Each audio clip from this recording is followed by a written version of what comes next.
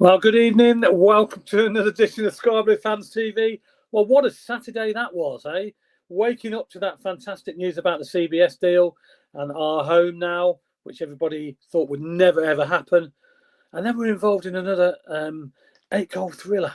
And this time the Sky Blues scoring 7 goals at home for the first time ever at the CBS Arena. We're going to chat all that. We're going to chat about the game. We're going to chat about the ground.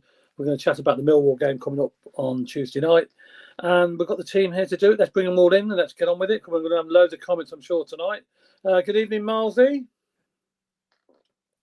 Good evening. Good evening. Someone's clicking at the same time as me. Yeah, I'm good. Not good. Not me. I've had a lovely afternoon. I've been to the old mill in Baggington for a lovely meal with my mum and Cheryl. So beautiful afternoon.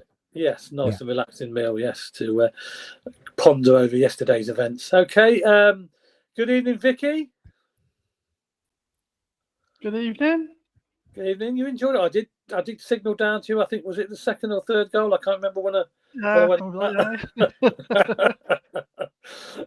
Yes. Well, we'll talk about that all more. That we've got loads to talk about. And good evening, Jack. Good evening, everybody. How are you? You recovered from yesterday? Yeah. What a high that was. Bit of a come down today. Back to reality. It was. I mean, it all started obviously early morning news. Well, Miles actually broke it to me, telling me that, have you heard the news? I goes, no, I've only just got up. And he told me, well, tell us, Miles. Tell us what you told me. Well, it's a weird one because I got up and I got a shower. I jumped straight in the car. My phone was going ping, ping, ping, ping, ping. And I'm thinking, what on earth's going on here? So I rang Neil Thomas and Neil says, have you heard the news? I said, what news? He's gone, have you heard the news? We've bought the ground. I went, shut up. I said, it's not April, it's August. I says, it can't be right. And then I thought, well, I better bloody ring you. But I thought, I'm going to wake you up here, ain't I? Well, I just got up, actually, just, but... yeah, and I rang you and I went, have you heard the news? You went, no. And I went, hey? I says, we bought the ground. You couldn't believe it either, to be honest. I thought, no, I can't see that possible happen. There's no indication that was ever going to happen, was there? No indication at all. I mean, it's weird because Thursday we were saying lack of signings. Claudio popped round Friday.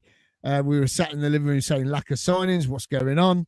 And yeah, this has just come out of the blue. And fair play to Doug King to keep this under wraps. So I watched his interview today, and man, he is so chuffed. And the way he talks, the way he comes across. He's bought it for the club. He's bought it for the fans. He's bought it for the community. It's what Coventry needed. We won't go over what's happened in the past. We know we've been shafted over by a few different people.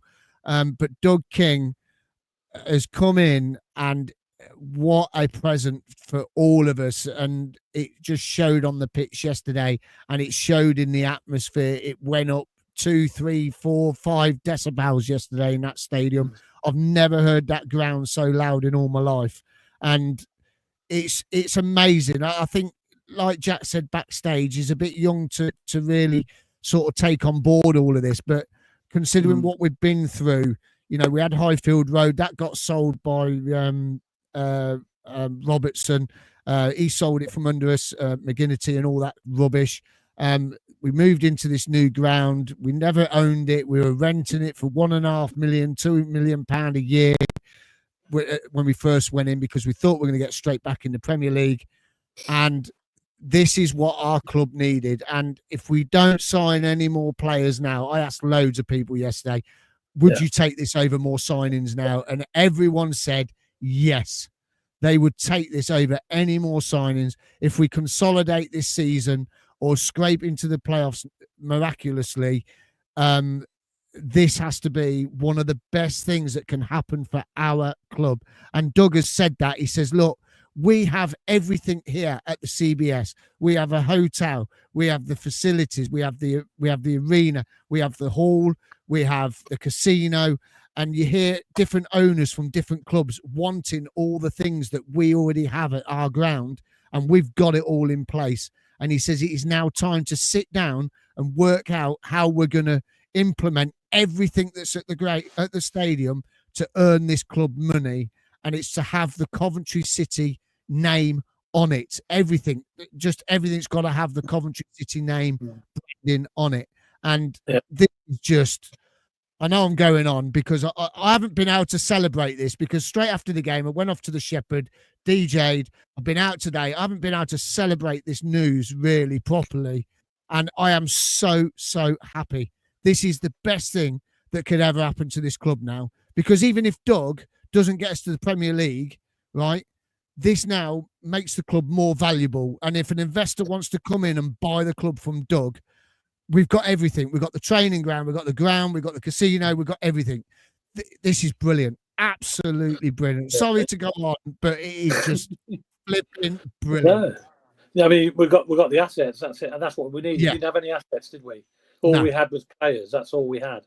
And for outside investors looking out from the outside, they're looking for assets, aren't they? And if you've got a club with you don't own the stadium, that's what puts a lot of people off. So you never know. There might be people out there, Arabs, like mega rich Arabs, that will look at us and rather than other clubs now, and maybe put a bid in. You don't know, but that's further on down the line. But at the end of the day, the main thing is that we own our ground. I mean, look, I took this picture yesterday. It was fantastic.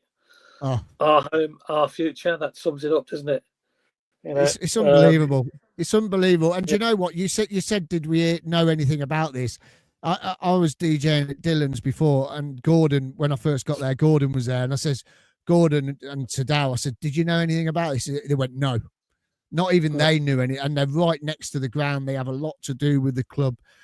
Yeah. They didn't even know about it. No one knew about this deal. No one knew about it. And his interview, I'm disappointed. I think it was Andy Turner from the Telegraph. Rob Gurney already asked him, how much did you pay for it? Oh, I'm not going to go into it. Andy Turner kept trying to dig away at Doug to try and get a figure out of him. Look, he said no, he ain't going to tell you. Don't carry on. Just soak up the moment that we have finally own our ground. Don't keep trying to upset the owner, who's done the best thing for this club for 20, 30 years, in my eyes. It's fantastic. It is absolutely fantastic. Yeah, all we need now is Premier League football. That's all we need now. That's right. The people I spoke to around, I was out and about interviewing a couple of people about the news, and everyone, total surprise, and they're all delighted. Everyone was delighted about it, and we obviously don't know the fine details, but that will come out later on down the road in the accounts. Eventually we'll find out what it was, because it'll be in the accounts. So regardless, we've got to take, as it is, and the news is great. It's fantastic news for the future of the club, and it's what everybody wanted. We can now, shut up all those fans from around the country that said we don't, we're gypsies and we keep moving here, there, and everywhere. We haven't got our own ground, so that shuts them up now, doesn't it? And it's just fantastic news. And I think Mike Ashley made a comment, didn't he? We've got a statement from Mike Ashley on there. Have you got that, Jack? Was that Jack? Can you see that? Can you read that? Because it's very small. Yeah, so Doug King has been a pleasure to work with, and he is a fantastic custodian of the club. With him at the helm, I'm sure Coventry City FC has every chance of becoming a Premier League club soon. Mike Ashley, the Fraser Group owner. So brilliant. There you go. That's fantastic. Yeah, I mean, obviously, it was strange because a few months ago there was murmurs of us moving again, wasn't there? And people were talking about, it's strange. I thought, well, why is people talking about that? And that was never going to happen. And obviously, the deal, people were worried about the deal being signed and us getting fined and this, that, and the other. So all this time, obviously behind the scenes, Doug was working away actually buying it. Can I just say as well, there was a rumour a couple of weeks ago that Doug contacted the council about sharing with the rugby club down the Butts, or rebuilding that. That was true. So that did happen. He did contact the council about 3-4 weeks ago, whenever that was. Yes, he's been working on it with Ashley, but clearly things were a bit stagnant 3-4 weeks ago. He spoke to the council. The council said jog on in as few words, I think. I think it ended in off though, not on. And we bought the ground. So it's fantastic. Yeah, I mean, at least we know all the money we spend in that stadium now is going into the club. Does that mean I can have 5 pints instead of 4? Yeah, can, yeah. It's stability, isn't it? It's the stability it's given us. Because I was thinking about this. I mean, I think the same as everybody else. We all woke up to this message, and you're thinking, "Well, is that true?" I had to verify it from about 10 sources before I could believe it was true. I couldn't. Even when Miles told me, I thought, "Well, that can't be true." Surely I was looking. Yeah. And then I'm thinking, is it April? No, it's definitely not April. So definitely not. But then I was thinking back, and I thought, my first game was in '93. And then in '97, we started talking about moving ground, and we sold Highfield Road, went to rent it till we got a new ground built. So virtually my whole supporting life, we've had one catastrophe after another, and all this unsettledness, and will we have a ground? What ground will it be? Where are we going to play? What's the long-term security for the club? And at some point you're thinking, are we ever going to get this club, the ground and the club back together, and how will that happen? And so for that to happen, it's just, I'm still, it made me really emotional yesterday, and I'm still quite emotional today about it because it's just so amazing. I bet Kev, who sits next to you, he was shocked as well, wasn't he? Yeah. But there's a lot of older people that obviously remember Highfield Road that I know and stuff like that. They never thought they'd see the day where we'd own our own stadium again. The way it was going. Yeah. So it's just dragging on and on and on, and it's just. I mean, a few weeks ago we were saying we've got to pay a fine soon, and you're like, what's something? And we kept. Anne Joyner reminded me yesterday. She reckons I've been saying for a couple of months something big's happening at the club. Some big announcement's going to happen at the club. I said, have I been saying that? She goes, yeah, you have. Every week you've been saying something's going to happen at the club, something big. I don't know. I said, I don't remember that. She goes, no, you have. You've been saying it for weeks. Did you know anything?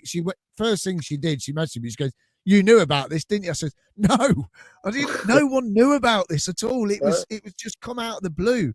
But like you say, Vicky, it's since Highfield Road and selling it, renting it, and then moving to the CBS, this is just ridiculous.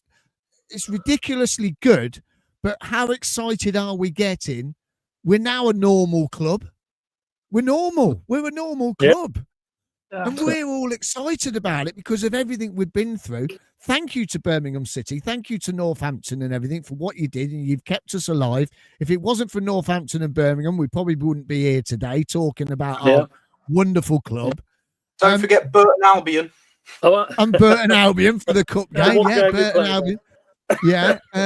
You can't believe what we have been through, and for someone like Doug to come in and do what he's done, right? He's only gone and done it. And Neil Jacks has made a poster. I've got to put this up because this is brilliant. Doug King, I've only gone and bought it. I mean, it just says it all, doesn't it? I mean, that definitely looks like Neil as well. But it's it's like you said, Miles. It makes us a normal club. Like I remember saying a few weeks ago that as a football fan, we shouldn't have to worry about stuff in the background. We shouldn't have to worry about where we're going to play our games and all that sort of stuff. We should be able to just turn up and enjoy our team. And we've had to have all these years of all that rubbish in the background where we've had to worry about that and care about it, and we shouldn't have to. And so this now means that we've got somebody that's got that in hand, and they're dealing with it, and we can just enjoy the football. And that's how it should be as a fan. Enjoy what we're seeing on the pitch and enjoy the wins and the trips to Wembley and the promotions and all that business without all this other rubbish in the background. And it's just an amazing. I mean that's what Doug said. Doug said that in his interview. He says you're a fan following Coventry City, and it's stressful for the fans nowadays because they're going to away games in their thousands. They've been going to, other grounds, Northampton and Birmingham with a few thousand, and it's stressful for the fans. Now, this club has got the ground. It's for the community. It's for the fans. It's for him, and it's for the players, and it's for the manager and the backroom staff and all the people that are working at the club. As you say, it's stability now, and this can only mean, well, it's got to quadruple his income now, surely, because you're getting all the food, you're getting all the drinks, you're getting all the rent from the stalls in the ground, rent from the stalls outside, you're getting all the rent from the hotel, the casino, the exhibitions, everything. This has got to be, this can only be good for the club. It's got to be. This has got to be, this is it. And the club can dictate what goes on there now. That's a good thing, isn't it? They dictate what they have on, what concerts they have on, when they have them on. Whereas before we were at the beck and call of them, weren't we? Of Fraser's. If they had an event on, we had to move around and juggle around our arrangements, if you like. The club will obviously, the club own ground now, so they will dictate what goes on there and what sort of things like when they couldn't use the executive facilities, wasn't it? When they had other events on, the football club can now manage that, and that just makes us look more professional as well, doesn't it? If you've got executive facilities and then you're saying, "Oh, sorry, you can't use it this week because we've got something else on," it's not very professional, is it? Whereas now that can all be under one umbrella, and it can take the club forward in a professional way as well. Because the club never had control over that previously. They were dictated to by the Fraser group because they'd already booked whatever they had on, events. Now the club can dictate what they want. So apparently as well, Paul Hughes was in the seats yesterday, and he got talking to is it Claire from the club, her husband or something? What's the name? Claire? Can't remember her name. You're on about Dr. Claire Marie Roberts. That's the one. He was talking to his husband, her husband, sorry, and they were saying that Doug now, what he's seen at Sunderland last season, when we went up there for the playoffs, he said what he's seen there, he wants at Coventry now. He wants us to be intimidating. He doesn't want us to be a nice club anymore. And this is part of that plan, I suppose, buying the ground, creating something inside the ground to make us more intimidating to the away teams, to make this more of a fortress that, the players are going to come out and put a performance on like they did yesterday, every single home game. I know it's going to be hard, but that's what he wants. He's seen what he's seen at Sunderland and went, I want this for this club. I want all of this for this club. And that is the big thing for me, is that we can now transform this stadium into something that, that can become the fortress. Start the first thing, if it was me now, Tuesday morning, I'll be going in there Tuesday, and I keep saying it week in, week out. We need a better sound system, because that helps towards the atmosphere. Because yesterday there was some announcements JD was doing on the tannoy. I didn't even know what he was saying. You couldn't even hear him. You couldn't hear nothing. At half time, he was saying stuff. All you could understand was Dealey had Ebola. That was it. You couldn't understand anything else. You couldn't understand what he was talking about or anything. That'll be my first priority on Tuesday morning. Get a banging sound system in that CBS. We need the one like at Everton. Did you hear that on the TV today? You could hear. I bet you hear that on the Mersey. It was so loud. There you go. And then Nottingham Forest. Oh, they could hear it. Like in the radio. Yeah. Nottingham Forest, you went to Forest a couple of seasons ago. Yeah. Blimey, that was loud. Sunderland, that was loud. That's what you want. And you want that in the fans want that, because if you've got that sound coming out of there, that then takes the level up even higher with the fans to sing louder, because they want to sing louder than the tannoy, and it creates a special atmosphere. You heard how loud the CBS was yesterday. Oh my days. It was unbelievable. It was deafening, absolutely deafening. So, I'm a bit excited. Well, I think everybody had a spring in their step yesterday, didn't they? Before the match even kicked off, we were all buzzing really, and it was such good news. So, but anyway, look, there was a game. Hold on, what's Jack think? What's Jack think? Well, I know Jack said, "Don't ask me about," because he was a Highfield Road. He wasn't a Highfield Road boy, if you like. He was a CBS. But what did you think of it all, Jack? I mean, did you? Obviously, you weren't around at the Highfield Road, but CBS you have been. Yeah, I mean, we briefly spoke about this on Thursday, being 20 years down the line, and myself and Jonah spoke about it as much as we could. It's still emotional. It massively is, even for someone like me. I have essentially never known us own a football ground in my lifetime, in my memorable lifetime. And we do now. And the fact that we've never owned a football stadium from my point of view, and now we do, is incredible. And we saw it yesterday. We saw it before the game, just walking around the stadium outside. You felt it.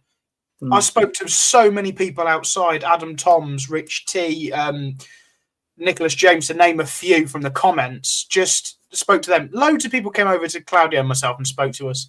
And then you go in, and before kickoff, there was just this feeling around. And then JD did his announcement saying, our home, you know, this is now our home. He did his usual script, but with our home. And it just goosebumps. And then obviously they played Herman's Hermits and the crowd got going. And just as that bit of the song played, Doug King came out behind sort of where me and Claudio was sat. And the reception that Doug got was incredible. I've never heard that area of the ground be so loud before. Obviously, you lot wouldn't have heard it, or anyone sat over the other side wouldn't have heard it because you were so loud yourselves. But I could hear not only Singers Corner and the whole of the East Stand, unbelievably loud, but then everyone around me was loud where I was. It was fantastic. And that emulates onto the pitch, obviously. Frank, like he said, found out on the Friday night. The players would have found out probably Saturday morning before the game. The players don't need any more motivation than you want to get to the Premier League. But that was better motivation than those players will have ever had. They'd have had more motivation yesterday than they did away at the Stadium of Light. And that's just by nature. We didn't have to do anything. You didn't even have to say anything. Frank's team talk yesterday could have been, listen to that lot and play football. And that we'd have still won 7-1. It's just incredible. And like you say, we all want to talk about it and there's so much to say, but we can't say it all. It's just so emotional and so fantastic. And it's the day one of the club again almost. We can forget everything that's happened 10 years ago. Like we said, we've just played at Northampton Town for a season. We just come back. Then we had a 12-point deduction and just about survived in League One. And 10 years ago to the weekend, actually, we were top of the league. We just won 3 games out of 3 in League One, and we were top of the league. So, you know, I know that season finished not very well, but to go from where we were 10 years ago, imagine if you said, you know, that Frank Lampard that plays for Chelsea, he's going to be your manager. Some random owner's going to come in. We're going to be sceptical, but Sisu are gone. We're going to buy the stadium. Oh, yeah, and before that, we're going to play at Birmingham for 2 years. Who could have comprehended everything that we've been through? The whole journey, and again, we spoke about this on Thursday, the whole journey that our club have been through to this moment, I don't care what anyone says now, it was worth it. Absolutely everything was worth it. We dropped down to the 4th division for the first time in 50, 60 years. But now we're competing at the top end of the championship in a 32,000-seater stadium that we own. We've got a training facility that is fantastic. Everything about this club is on the up. And that's the bottom line of it. And there is no reason right now that we should be downhearted or upset or sceptical. There's nothing. Get in the stadium, home and away, support the boys, and we'll get to the Premier League, as Doug keeps saying. I'm convinced. Yeah. I bet just a quickie. I bet your dad was happy, wasn't he, as well, Jack, yesterday? Do you know what? Not sitting with him yesterday. I think for the first time ever, almost. I've been to games without my dad when he's not been there, and Dad's been to games when I've been on holiday. But we've never been at the ground, but in completely different places. It was so weird. Getting back to the car, where he was just sat in the car and just went, wow. And it was like, yeah, that's all we need to say, was just wow, because what more can you say? We've all ran out of words. Yeah. I'll tell you what, that sums it up just lovely, doesn't it? I mean, you know, it really does. I mean, Jack, that's just brilliant, mate, because you're so young and you've only ever known us at the CBS, but to still, you know, be that happy about this situation, it's just brilliant, because that's what this is about. It's about you. It's about the younger generation before you now. It's about my lad, you know, the younger generation before him. That's what this is about now, and it's about to continue this support at this football club. And you have just hit the nail on the head, mate. That was absolutely brilliant. I mean, Ken, you haven't told us. What do you think, mate? Well, I was stunned when I found out, obviously, when you told me, and I couldn't believe it. And I never ever thought it would ever come to that day again that we'd own our own stadium, because it was just going round and round and round, wasn't it? You know, ownership and people. I thought, well, Mark Ashley's never going to sell it. You know, Doug's never going to buy it. We're going to be at stalemate, and we're going to just end up renting all the time. But something's happened, obviously, behind the scenes somewhere. There's been a bit of leeway. Whether there's been other investors come in or whatever to help Doug, we don't know. We'll find that out, obviously, further on down the line. But whatever's happened, it's happened, and he's signed on the dotted line, and it's ours. And Mike Ashley's happy to sell it. So, you know, it's amazing, really. It's such a good feeling knowing that we own our own stadium again, because it's the worst thing ever, isn't it? When, you know, you're being dictated to by, you know, playing games at certain times and moving this, that, and the other because you don't own the stadium. We can't do this. We can't do that. We can't put a badge up there. We can't put a badge up here. Now we should have badges everywhere now. You know, they should be everywhere, and I think there will be. And obviously, all the advertising revenue is going to be ours as well. So everything that goes on in that stadium is money generated for us. And as you say, as Jack said, it's for the youngsters, you know, that are coming through. It's for their future as well, isn't it? You know, and hopefully we'll never ever get into a situation again where we got, you know, badly financial difficulties, like we had to sell the shares, and that's what it come to. And hopefully that will never ever happen again. Brilliant. But yeah, so, you know, it was an exciting day for everybody, I think, young and old, you know, and it's all about the future now, isn't it? And going forward, and we've got to build on that, and hopefully the team will build on that. Well, they certainly did build on it on the pitch, didn't they, on Saturday, because it was a sensational game again. And I say, there was a game, and we never ever thought we'd see the goals galore like that again. We've seen we've seen 8 goals last week, and we've seen 8 goals this week. So that's 2 weeks on the top when there's been 8 goals in a game, and we've been involved, and we've won both. Unbelievable. So, yeah, that's it. So let's talk about the game. Let's move on. Well, comment. Because I'm looking in the corner, and they're all piling up. Yeah, I think it's about 200. Yeah, there's more than that. There's way more than that.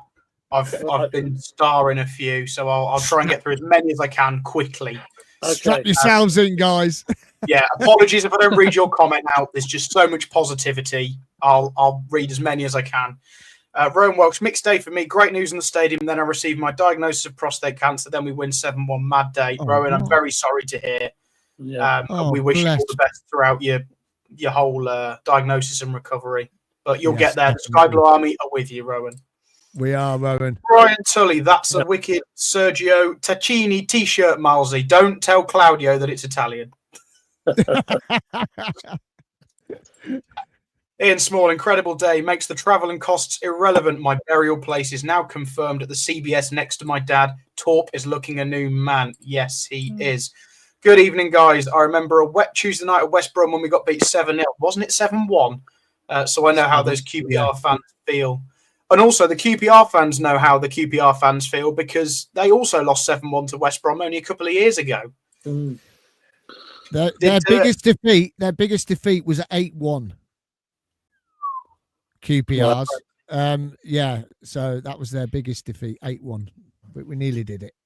Did anyone clock the 20th anniversary goal celebration from Wright and Torp, Kloppy and Klaus's skit? No. Yes, don't we have a couple of little clips? Let's just remind we got a clip of that. This is so dope from Coventry City, man.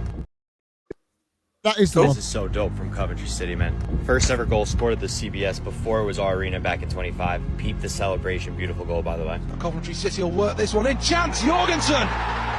It's a fine header. Send the keeper. And now watches no one other than Haji Wright scores the first goal at our new stadium in 2025.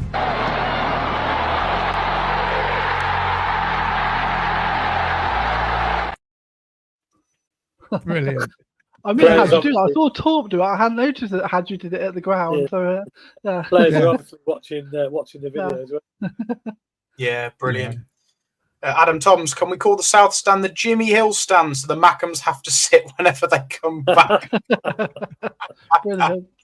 Hey, yeah, we might get to name the stands now. We can name them now, can't we? Yeah. Well, I've got a question for that later on. So, Paul Stratton actually shook Doug's hand before the game. His comment, "The ground is for you, the fans," absolutely priceless.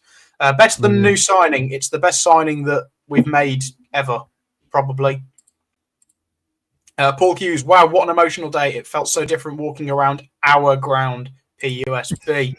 Assassins Unite, we have a great chairman, a great manager, and great fans. The sky's the limit. Thank you, Doug. Oh, my goodness. Evening, everybody. What just happened yesterday? Still in shock and buzzing. Could this really be our time? It could. It could. What a weekend to be a Cov fan. They can expand the ground now if they wanted. We can now name the stands. Can you imagine the Miles Cadden stand? Yes. I hold my hand up. I did have some doubts about Doug, but I was wrong. Doug King is our saviour. Donation of $4.99 from Lee Beckett. We are one. Thank you very much, Lee. Thank you, Lee. Yeah. Wayne Ghost, we are coming to the Premier League from the ashes. Yeah, absolutely. Let's go and get there. Doug has basically rebuilt a new training ground, invested massively behind the scenes, professionalised the club, done amazing deals, and has now bought the ground. Our best ever chairman. Lovely to have a chat with Claudia and Jack before the game. I met two of the fans, Rich T and Andy Toms. Lovely guys. Thank you, Nicholas. Yeah, it was lovely to... I know you've been on the bus with me, but nice to have a chat outside the ground. Paul Stratton, Doug actually said yesterday they were trying to put the icing on the cake regarding the squad. He also said, if it happens, great, but now we own the ground. Let's hope we can put the icing on the cake with a statement signing. I've gone again, Miles. So wonderful. Just can't take it all in. PUSB. There you go, Miles. Very emotional speech. What I like is when he talks about the club, it's us and we. Yes, I mentioned this yesterday. It's all us, we, ours. It's not yours. It's not his. It's us. It's our journey. Your mate, Lee, the club is ours. F *********. Love this club. Oh, he couldn't do it without swearing, could he? He's got the stars in. He's got the stars in. He was PG for us. Well done, Lee.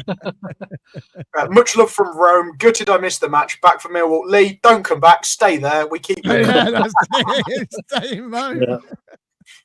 Uncle Jonga, the CBS and the opportunities it now offers for the future is a gem.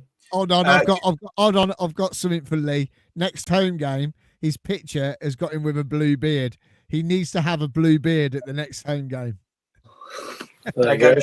Challenge. Assassins Unite, you can see what it means to everyone at the club. The best signing since Speedie. Well, talking of Speedie, Miles. Yeah. Oh, yes. That tees it up nicely. Hey, this is going well. If you haven't got your tickets yet, head over to the link in our description on YouTube. You can buy your tickets now for David Speedie at the Walsgrave Workingmen's Club, hosted by ourselves on the 26th of September, the night before the Birmingham game. It's going to be brilliant because he's played for Birmingham as well. So what a night to come along. Get his book. You can get it now on all book retailers. You can pre-order it. Bring it along. He'll do a book signing. And also, we're going to have a signed shirt for you to win, a couple of other things to win as well on the raffle, and there's a quiz, and you can win a round of drinks behind the bar. Brilliant. If it vanishes, there you go. Brilliant. Lee Beckett, what a weekend to be a Cov fan. Onyx Freight makes you think this was the final step in his 5-year plan. I disagree. The final step is the Premier League. But we're on the way. We're on the way. Ryan Matthew J, he keeps mentioning franchising us too. Bigger brand deals. Everything that happens at the ground will now always have the club involved somehow. Yes, it will. Paul Cutterford, what an amazing day. What an amazing result. It looks like we have it all, and that's what we deserve to have. How long do you all think till we put an extension up on the ground? First goal is offside. Ooh. We'll get there. We'll get there. We'll get there. Wonder if the Doug haters will make an appearance tonight. There can't be any Doug haters left, surely. No, there can't be any now. He's not a Sisu puppet now. Gone back into their shells, I think. Amazing day, amazing results. Let's keep let's enjoy, but keep our feet on the ground and see where the season takes us. Evening, guys. Well, I'm sure it's all been said many times, but what a day, what a win. Yeah. Hi, guys, from Great Yarmouth today. Drove over after the game yesterday. Still absolutely buzzing. Been stopped by a few fans asking about the result. Fantastic. Sky Blue Army never hated Doug King, but wondered where the players were coming from. Now we know why. All is forgiven because he bought us a ground. Doug definitely keeps his cards close to his chest. No one saw that coming. Our stadium. What a fantastic day yesterday. Doug King buying the CBS and then goals galore on the pitch. PUSB. 7 goals, first time since 1963, I believe. Wow. Good evening from Corfu. Come today after watching the boys whip QPR yesterday. Well, great day to go on your holidays, isn't it? Now we own the stadium. How about remembering our heroes, Jimmy Hill and John Sillett's stand, and recognising our work? I'm not going to read that bit. My son lucky enough to see in his first few years a 7-goaler that I haven't seen in 40-odd years. Yeah, absolutely. Well, the last time we scored more than 7 was 8-1 against Rushden and Diamonds in the Cup. Well, that was at Highfield Road, yeah. So we've never ever scored 7 at the CBS, so that's the first as well. So there you go. From Doug's interviews, I'd say bought it for at least 30. Ashley would have driven a hard bargain, but what a purchase. We don't know. We can all speculate, but it sounds about that price mark. I think you're right. Yeah. Greetings from LA. What an amazing day yesterday. Fantastic. Now we can move forward as a club. Thank you, Doug King. He's going to get a knighthood, isn't he? He came in and wanted 2 things. The CBS for the club and being in the Prem. And I thought the stadium was unthinkable, but he's done it. I now fully trust him with our future. It's looking very bright. You're right, Jack. No Hollywood writer would write it because no one would believe it's happening. Absolutely. Paul Hughes, well said, Jack. Well, thank you, Paul. Lee Beckett, I like your hat. Yes! Somebody likes it. Come on. Jordan Williams said on last night's show that he likes it. So thank you to both of you.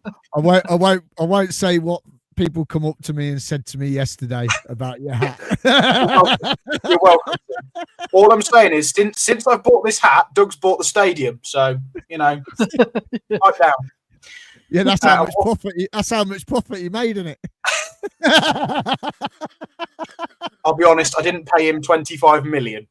Put it that way. And what an amazing Netflix series on our history would make. Yeah. Hey, forget Ryan Reynolds, forget Birmingham, forget Sunderland. Someone come and make a documentary about our journey over the last 20 years. That would be amazing. Get our stories as well. It'd be brilliant, wouldn't it? Yeah, I hope it opens up the opportunity to have more bricks or CCFC stones. You never know. We all own it now. No, you've missed your chance for that one. Probably a question for is he still going to play Take Me Home Country Roads? Well, he didn't yesterday, and I personally, my opinion is we should retire the song of Take Me Home Highfield Road because we now have a home. It's our home. We own it. That's just my personal opinion. I seen Stuart last night, and I didn't ask him actually. He looked a bit tipsy, bless him. I think he'd been celebrating after the done all the sounds on the system. I think they'd been down in the casino with Gemma and that, and he popped in the Shepherd to see us last night, and they were jolly happy. Let's just say that. Nice, Big Al. 25 million in shares were created a couple of months back. Now we know why. Yes. So the day that myself and Claudio spoke to Kieran Maguire, there were 25 million of shares, put into the club. And yeah, now we know why. We all thought it was transfers. We didn't know why. Now we know. Well remembered, Big Al. And if you're interested in listening to that, go and listen to Kieran Maguire because he's brilliant. Absolutely brilliant. There's been 67 comments since I started reading these out. I can't get to them all, sorry. So the last one for now from Neil Jakes for the panel. What would you name each stand? Because now we have the full rights. What could we name them? I think one's probably got to be maybe to John Sellett or George Curtis stand. I think one. Would you could have it George and John stand. George and John stand. Yeah. What would you say? Anybody more? Jimmy Hill. Jimmy Hill, definitely. Yeah. Has to be Jimmy Hill. You've got to get George and John somehow. What about you, Vicky? That's what I'd do. I'd go with managers who've made a difference. So you got the Jimmy Hill stand, the George and John stand. the Mark Robin stand, and the Frank stand for when he gets to the Premier League. We've only got 4 stands. That's it. Yeah, George and John together. Oh, George and John together. Yeah, because they were together. Yeah. And then you got the Mark Robin stand and the Frank Lampard stand. Now you see, I don't. For sort of key parts of our history, isn't it? I don't think we should have a Mark Robbins stand. The South Highfield Road stand. The South stand could be the Highfield Road end. Maybe a Mark Robbins wall for bricks rather than a stand. Yes, that's a good idea. Yeah. Got to name one the Doug King stand. I think you basically you have got to. You're right, Vicky. You've got to have it for the key moments in our history, and I think you have got to definitely have Jimmy. You've got to have George and John. People who've been big in our history. You could have for the football club. Yeah, exactly. You know, and you could even have a Cyril Regis stand, couldn't you? Really, to be honest. Can we name the bogs after Brian Richardson? Yeah, you can do. Or you could have, as someone said earlier, you could have the Miles Cadden stand. I'll be happy with that. Yeah. I'm not sitting there. I'd move my seat if it was the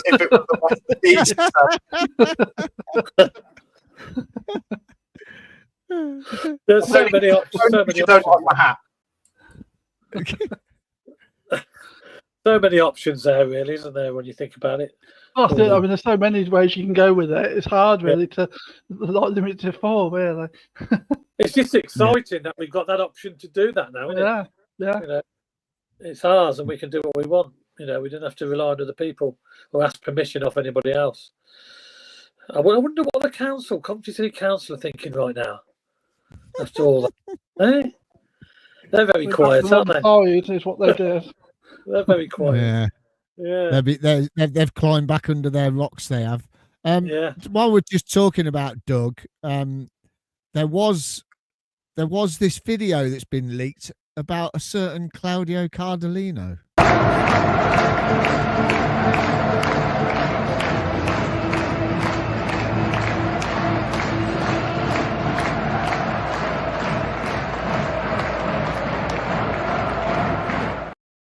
He gets about it, doesn't he? I know. I wonder what he was saying. All I'm saying is he spoke to Doug. He's been caught speaking to Doug, and today he's nowhere to be seen. So, wow. There you go. What was Claudio saying? Get your comments. What do you think he was saying to tweeters? What do you think he's saying? Let's get some comments in on that. Oh, right. Okay, let's. Shall we move on to the game? Because there was a game. Was there? Believe it or not. Yeah. Quite a memorable game as well, I think. Miles, let's start with you then about the game. The team, the selection. No surprises there, was there, for the game, really? No, I think Vicky hit the nail on the head on Thursday. I think she said you got to name an unchanged team. And he did, and so rightly, the players that he chose totally showed that they deserve to be picked again, because they were, I thought, I mean, QPR weren't brilliant, but I thought we were just way better. As I say, I don't know if it was because of what had happened in the morning, but you know, the performance from Haji Wright is what we want every single week off that guy, because he was unbelievable yesterday. And I put him down on this show. Everyone knows I know he's the best finisher, and it proved it yesterday with 2 of his goals. But his performance yesterday was outstanding. I thought Haji Wright was just unbelievable. Thomas Asante, he had a great game last week against Derby. This week he was even better. His finish, well, you just wanted him to hit it that hard. You wanted him to hit it into that top corner with the keeper not standing a chance. And I think the net nearly even come off the bloody back of the goal. He hit it that hard. Victor Torp, unplayable. Victor Torp yesterday, he was looking for the ball all the time. Everywhere he was going, he was calling for the ball. He wanted to have a go. He wanted to have another shot. Rodoni, some of his flicks, some of his controls, Mason Clark, his movement, the way he was turning players and things like that. And I think a lot of it started from the back with the quick build-up yesterday. And Bobby and Kitchen were looking for a through ball, weren't they, all the time? And one of the goals, I can't remember which goal it was it the first one? Came from Kitchen, wasn't it? Kitchen played it across the goal, across the pitch, diagonally. Came in, was it Torp or Rodoni? Came into Rodoni, I think it was, and Rodoni put it across the box, and Hadji Wright got the first goal. Yeah. What a great move. It was a brilliant, brilliant move. And that's what we did all game. We didn't slow it down. There was no backwards, sideways passing. It was forwards. It was positive all the way through it. And do you know when it got to 5, I turned to Paul Cutterford. I went, is that number 5 or is that number 4? And he goes, it's number 5. I went, oh my God. 5-0 at half time. I can't remember, Jack. I don't know if you got a stat on that. Last time we were winning 5-0 at half time in a game. The last time we were winning 5-0 at half time was actually in the 1930s. Wow. I don't have the exact year, but we played Queen's Park Rangers. We won 7-0. It was 7-0 at half time. We won the game 7-0, which very much could have happened yesterday had it not been for a slight lapse of concentration for the last 30 seconds. But it was a 7-0 victory over QPR. Yeah. Against QPR as well. That's unbelievable. You couldn't light it, could you? You really couldn't. But the first half, mate, it was flawless. Every time we had a shot, it just went in. For some reason, everything we hit yesterday just wanted to go into the back of the net. Was it the footballing gods looking down on us? I don't know. Was it the emotional atmosphere, the way that it was inside the stadium? It was a cauldron. Did that feed onto the pitch and to the players? Like I think Jack said, that was the only team talk Lampard needed to do, was listen to that lot out there. It was just every single player on that pitch yesterday for me. Until we made the subs, were 9 out of 10. Every single player, they were class, all of them. And the second half, the goal for me, Victor Torp, I nudged as Mason played the ball to him. I nudged Paul. I went, "This is in," and it just when he hit it and it went in, because the way his body was shaped and the way he looked at the ball, you just knew he was going for that top corner. And Paul went, "Oh my God, it's in!" And I just said it's going in. You just knew the way he set up for it. And I think every player yesterday, I think apart from the subs, 9 out of 10 for me. All the starting 11, they were brilliant. But when the subs come on, you could tell the difference with the subs we made compared with the starting 11. We went down a level. We did drop down a level. The tempo dropped a little bit, didn't it? Yeah, it did. So, that you could tell. And again, we go back to, we've got to strengthen with players that are going to be worth a few million quid, because that's the strength we need on the bench. We can't be relying on Jamie Allen to come on and things like that, because he wasn't, it wasn't good, was it? It wasn't good. I know we were 7-0 up. We were 7-0 up, but the thing is, you want to go and get another one, or you want the tempo to keep being the same, because you want another goal, because goal difference in this league, we know, is key. And apart from the subs, I thought it was they all played great. I thought Raphael did all right when he came on, because he was the first one to come on, wasn't he? He gave him a bit of extra time, I thought. So he had quite a lot. I think it was 50 or 58, 59 minutes he came on. So he was the first one to come on. So he was he did all right when he came on, to be fair. But yeah, I can understand him making the subs, because obviously when we're 7-0 up, you've got to give them a run out, haven't you? And obviously save the legs. It suits us because we can save the legs of the important players we need for the next game. So that is important. But yeah, sensational first half. Vicky, I know I was sitting not far from you, and I was up and down, all these goals thrown in. What I know. We had some great. Well, we seen 5 goals down our end in the first half, didn't we? We never get many down our end, do we? No, Normally? Sometimes we go like half a season with no goals down our end. I said to Kev, "What's going on? All these goals in front of us. It's great." It all just had a bit surreal. It just sort of added on from like the surreal, like you sort of woke up to this like the email about the ground, and then you get to the ground and you're all buzzing, and then like goals are just flying in, and you're thinking, "What world am I living in? This is just some sort of weird like Sky Blue dream world. It's like the best day ever." And I mean, it's such a performance, wasn't it? Like Miles has said, really, like the performances from that starting 11, I think that's up there with one of the best performances from Mason Clark, I think, since he's been here. I thought he was excellent yesterday with some real like purpose. Because sometimes I find that he does stuff like he overcomplicates it, and then sometimes not a lot comes from his play. Whereas I thought yesterday he played with some like real purpose. Thought Hadji Wright sounded like he'd been listening to us on Thursday and was like, "I'll show you guys." And he was immense. Yeah, and Torp for me is like a new signing.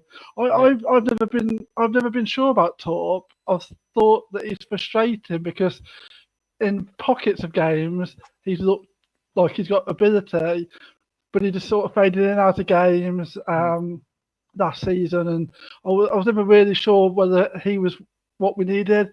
But he just looks like a new player, and he's like a revelation. And like his performance yesterday, he driving forward, often on the edge of the box, ready for so that's a goal, like someone looking for a goal on the edge of the box, bit like Alan Frank, really, I suppose, isn't it? And his 2 goals. And what I liked as much as anything is that in the second half, we're either 6 or 7-0 up, and we're going forward. And actually, it was 7-0 because Alan was on. And instead of passing forward, Alan went backwards. And Torp just was like, because it's like, even though we're winning 7-0, he still wants to be driving. So even at that late stage of the game, he still wants to drive forward, and he's looking for more. That's how you win stuff, isn't it? That desire to just always be better is how you win things. And so, so for me, I'd have made Torp man of the match yesterday. I was so impressed with him. Do you think Torp and Redoni, especially the 2 midfielders there, the arrival of Frank Lampard improved them tremendously, haven't they? Hasn't it? Yeah. Their game's come on a hell of a lot since Lampard's arrived. I think him being a midfield player as well, I think that's helped. That's it, isn't it? Certain managers will suit certain players. I mean, you've got a good manager and he can like manage a whole team, but certain players are going to benefit even more because they're in the same position. And like you said, Torp and Redoni, they're obviously learning off what was one of the best in that position. So in an era while they were growing up as well. So not only is it one of the best, it'll be a player that they watched. Yeah. Don't forget to like and subscribe. I'll come up on all of a sudden. No, I put it up because Salup's come on. He says, let's go for 200 likes and thumbs up. Come on, guys. Yes, please. Let's do this. Come on, Matt SB and that, they all do this. Get your thumbs up. Come on. Get your thumbs up. Come on. I'll tell you what. It is appreciated. I'll tell you what, there's 215 people watching on YouTube. Come on, get your thumbs up, please. And there's 139 watching on X and 7 on Facebook. No, 358 altogether. So, I mean, come on. Let's plenty of thumbs up out there, please, if you haven't done it. It is appreciated.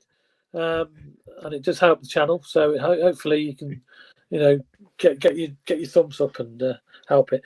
Vicky, then obviously it could have been more, really, couldn't it? It ended up 7, but it could easily have been double figures, couldn't it? Really.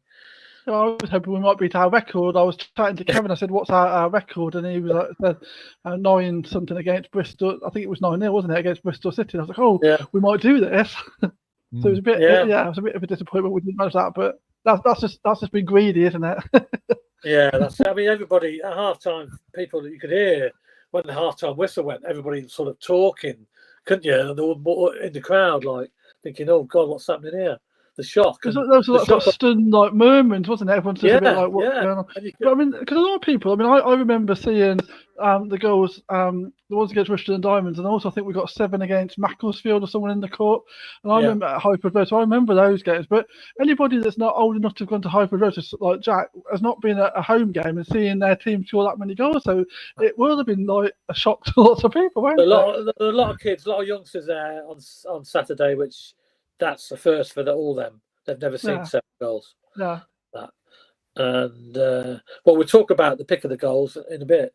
We'll get used to pick up your favourite goal. I know what mine is. Jack, I mean, obviously sensational day.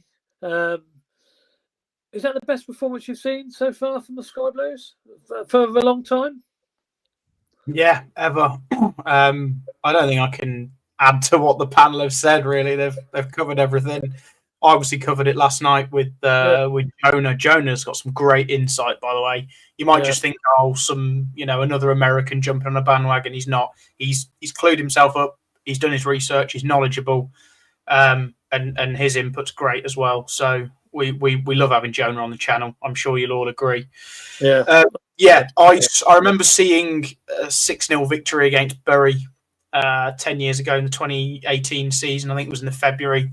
We were on a bit of a rough patch and we come out and won 6-0. Joe Cole, 3 assists. Armstrong got 2 goals. That was 5 different goal scorers. And I thought nothing was going to beat that game. Obviously, there's moments that are better, but as a full 90-minute performance, I'd sort of resigned myself and went, that's the best I'm ever going to see. But we were just so good yesterday. I mean, when it got to 3 at 37, 38 minutes, I kind of just thought, we've done the same as QPR now.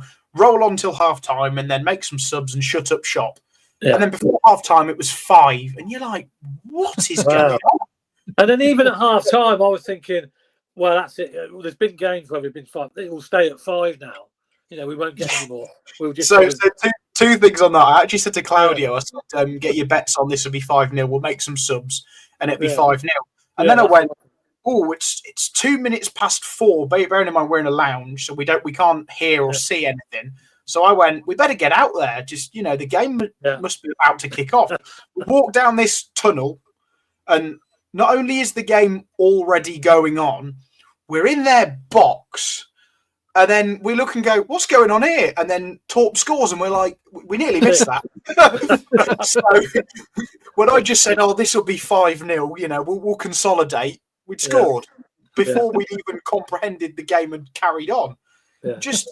And then it could have been way more. We were, not to discredit them, but there were little sloppy things, little, just silly fouls given away and like there was one where Sims was running through and he let 94-year-old Steve Cook catch him up, and it's like, come on. There's these little things that you just think if players were marginally better, I know we won 7-1, but if there were just these marginal little things that on another day we'd need to go our way, we could have got 8, 9, 10. Who knows what we'd have got if we'd have just stopped these little silly fouls. And one thing, sitting right behind Frank, which obviously I'm normally in Singer's Corner, even when we were 2-0 up or 3-0 up, there were players running over to Frank Lampard and he was calling them over, giving them a drink and then talking to them, giving them instructions, giving them tactics. It's like, hang on, we're winning 3-0 after 37 minutes. And this manager's going, you need to improve there. You need to move this way and turn. And have we ever seen that? Has anyone ever seen that from any other manager? Mark Robbins, no discredit to him, was a brilliant manager. But you wouldn't get that from Mark. You wouldn't get Mark going, by the way, I know we're 3-0 up, but tweak this and do that better. That wasn't happening. And now it is. And it's like, I've never sat and watched a manager so much in my life. It was unbelievable. And I don't know what else to add to the comments from you guys. It's not much more you can say. It was so good. Can I ask you, panel, a question? I got one for you. I got asked this question last night when I was DJing. Someone come up and said, you Miles from Sky Blue Fans TV? I went, yeah. But Jack, question to you first then. You were just talking about Frank Lampard and the boys on the bench. Do you think that performance yesterday showed our fitness levels where we've got to? Yeah, absolutely. We had a poor pre-season, and a lot of people were very downhearted, myself included. We'd given away sloppy goals and we weren't scoring as much. And I'll hold my hands up and say how wrong I was, because I know I kept saying to people, it's all about fitness. I had comments when we got battered 5-0 by Monaco saying, we shouldn't be doing this. We should be playing, Yeovil Town and smashing them. It doesn't matter. It's all about fitness. And obviously we've only lost Ben Sheaf to injury, but that's just Ben Sheaf for you. But everyone else, fitness in spades. The end of the game, like at full time, there were QPR players falling on the floor with cramp. And Victor Torp hadn't even broke a sweat, had he? Yeah. And he was possibly man of the match. He was everywhere.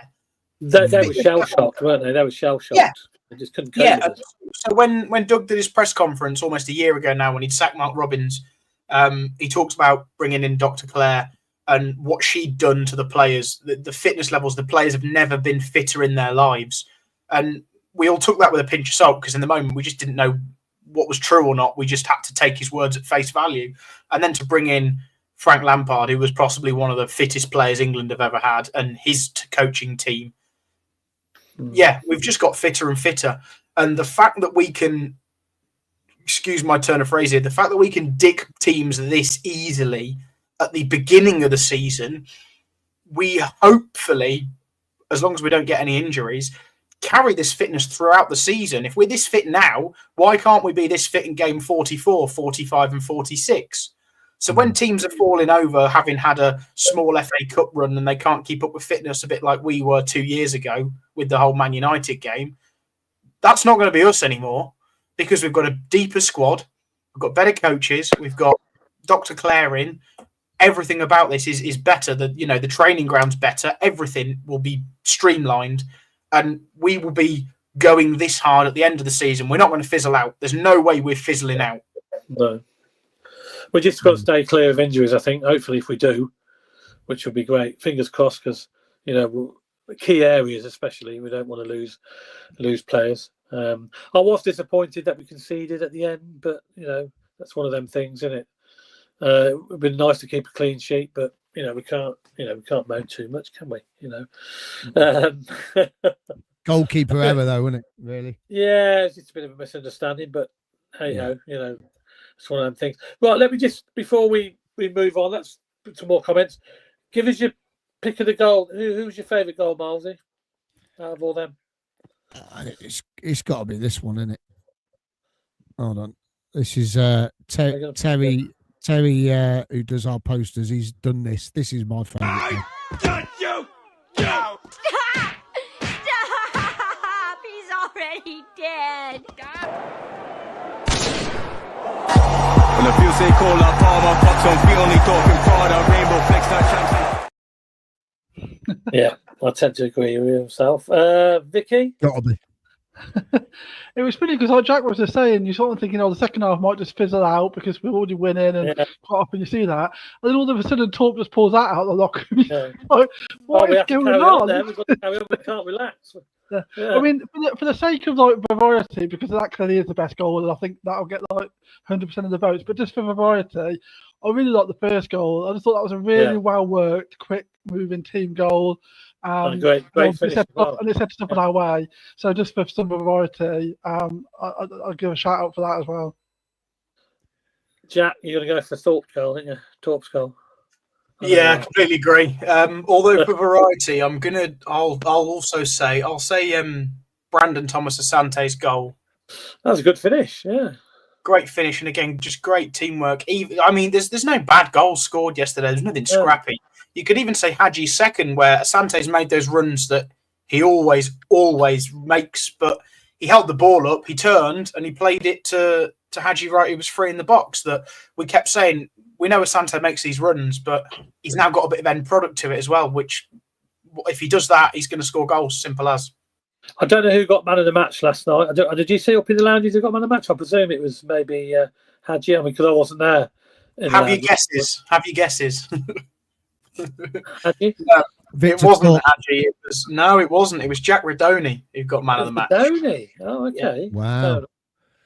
Oh, right. I'll tell you what, as well, I Wow. noticed his perm's dropped a little bit now, so obviously that's helped. It's looking a bit more flowing now, and I thought right, let's catch up with Brilliant. these comments because there's loads of comments still, isn't there? Yeah, fantastic. So a few on the Claudio to Doug. What did Claudio say to Doug? He said he was giving Doug a check. There was a better one than that. GLB Boxing's put, oh, friend. Mick Kelly, got any prawns? Realms of Possibility prawn sandwiches were cracking. Steve CCFC, he asked Doug if we can have a Claudio stamp. Oh, God. Claudio said to Doug, what would you recommend, the prawns or the pate? Claudio to Doug, can you put another bottle of champagne in the fridge for after the game? So they're all your theories. We'll hear from the man himself, I'm sure, in a few days. When Wasn't there one about lasagna? Oh, I missed that one. There was one about lasagna as well. Getting that Italian food in, I suppose. Yeah, when you're getting the lasagna in the room. Sky Blue Army, BTA has been a revelation in his new role. Taps will struggle to get in the team. Yes, I'm sure we'll talk about this very soon. Yeah. Is Miles now prepared to change his prediction on where we finish? Now, I will just say before he answers, Thursday night we all gave a load of predictions. Ken and I both went 3-1. Vicky said 3-0. Claudia went 2-0. Miles said 5-0, and we all laughed at him. Well, at half time, he was laughing at us. Yeah, but I got pointed out today. I can't remember who it was now. Someone messaged me on Facebook and said, "Didn't you jokingly say though? Oh, I may as well go for 7." And you didn't. You went for 5. I went, yeah. I remember saying, "Oh, I'll go for 7 then." But no, yeah, I was at half time. At half time, I was thinking that'll do. Don't score anymore, boys. I know. I said to Mark White in that interview I had with Mark White outside the ground, I said, we're not going to score 5 goals again. We can't expect 5 goals again. So I'll go for 3, and ended up we got really 7. So, yeah. So do I get anything? Do I get anything? Unfortunately, you got 3 points, Miles, because you got the result correct. That's it. Yes.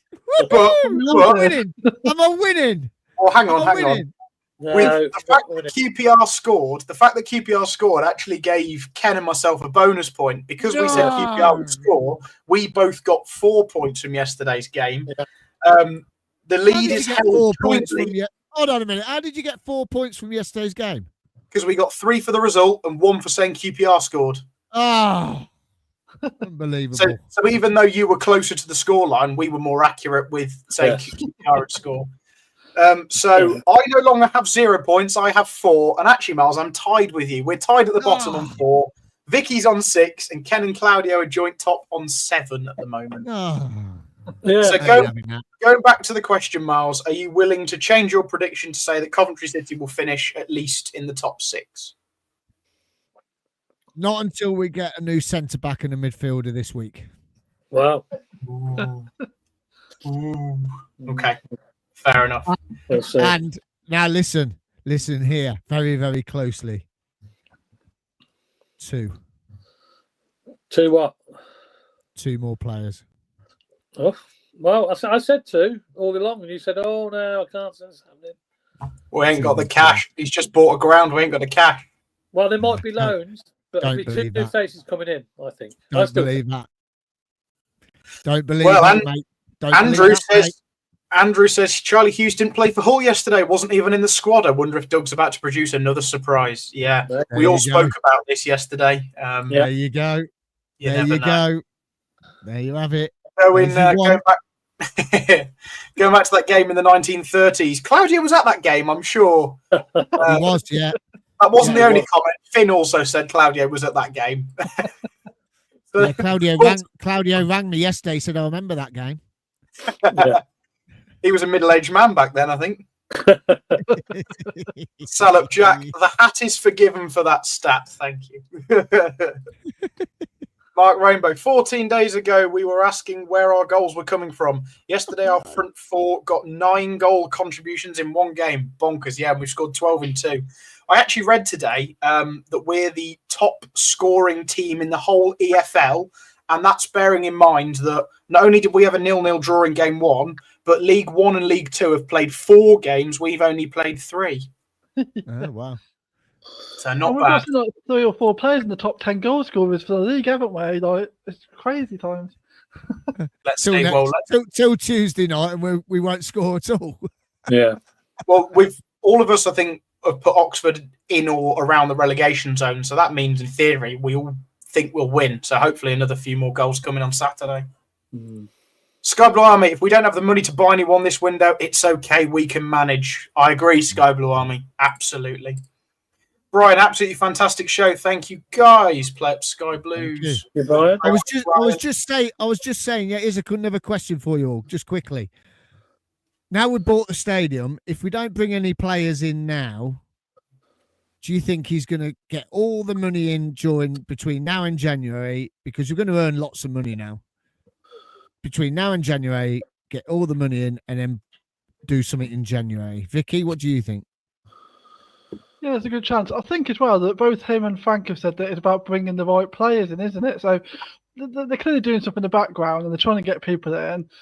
But I think probably all of us would. I mean, I don't know. It's not wishing to speak for you, but I think we'd probably all prefer the right player to turn up than us to waste money on somebody that's not an improvement. So I think the ground was unexpected and it's an amazing achievement. So I think that now it's a long-term game, isn't it? Because I think the worry was that without the ground, if we started to fizzle out of this promotion push, do we just end up going back downwards again?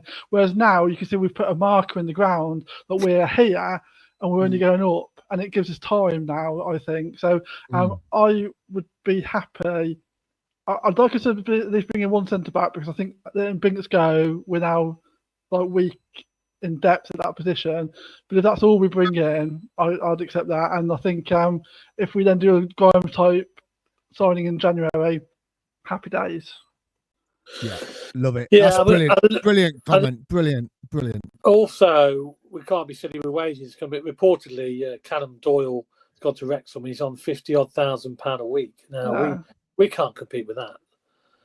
I don't even think he's worth it. I mean, I know he did great for us that season, but I'm not sure he's developed as well as he should have done, and I don't think he's worth that money. Not 50k. We can't afford to pay them wages, can we? Simple as that. Well, now that we've bought a stadium, maybe in the near future we might be able to compete a bit better with wages. Yeah, possibly eventually further on down the line. But I mean, at the moment, our top earner's sort of around the 30 mark, isn't it? That's about our max. But 50 is a lot. And Wrexham got to be very careful. They get themselves into trouble if they carry on paying, like if they don't go up, which I don't think they will. They're paying all that money out. They're going to be left red-faced, I think, at the end of the year. I wonder what we can earn on a match day now with ticket sales, beer, food, rent off the stalls in the ground, rent off the stalls outside the ground. I wonder what sort of money we'll be turning over. Well, I'm sure Doug will be looking at all the contracts that are in place, won't they? And knowing him, he'll try and push them up for more, like he did with the boxes. He'll try and get as maximum money as possible. Some people might not like that, but that's what he'll do, knowing he's a businessman, isn't he? And he'll try and get the maximum amount of income as possible. It was Nicola Ibbotson. It was Nicola Ibbotson's husband. Sorry, Paul was talking to. I got the name wrong, and I think Doug has said that he's going to be sitting down with her on Tuesday to go through all of what's going to go on with the ground. Also with Hummel as well. They've been over in Denmark this week, sorting out something. A new branding, new clothing branding, which would be bloody brilliant if it's really good. If it's like the travel wear stuff, that greeny sky blue thing that with the PUSB on is, trust me, it ain't worth 70 quid. And he told me yesterday, Paul asked her for us, do you want to come on the show? And she says yes, she wants to come on the show. So if you're watching, Nicola, then emails going across the bottom of the screen. But yeah, apparently she wants to come on the show, which would be brilliant. her and Doug have been talking, and they want to do come on to more of these shows, which is brilliant because they want to become more open now and be more out with the fans, which is great. So, that's fantastic. Yeah. Sorry, we interrupted comments, didn't we? Sorry. That's all right. Well, to Doug and Nicola, you're welcome anytime, as long as we can get rid of Claudio for the interview. That's all right. Yeah, Claudio won't be here. We're banning. Asante is the most improved player so far for me. Fair comment. Grimes, man of the match for me. Frank thinks very highly of Asante and City Unseen. I've not seen that yet, but came out. I'll be watching that after the show, I'm sure. Have a look later. Top second goal was out of this world. Yeah, absolutely. Claudio was reminding Doug of the Italian central defender he met in a bar whilst in his budgie smugglers on his last holiday.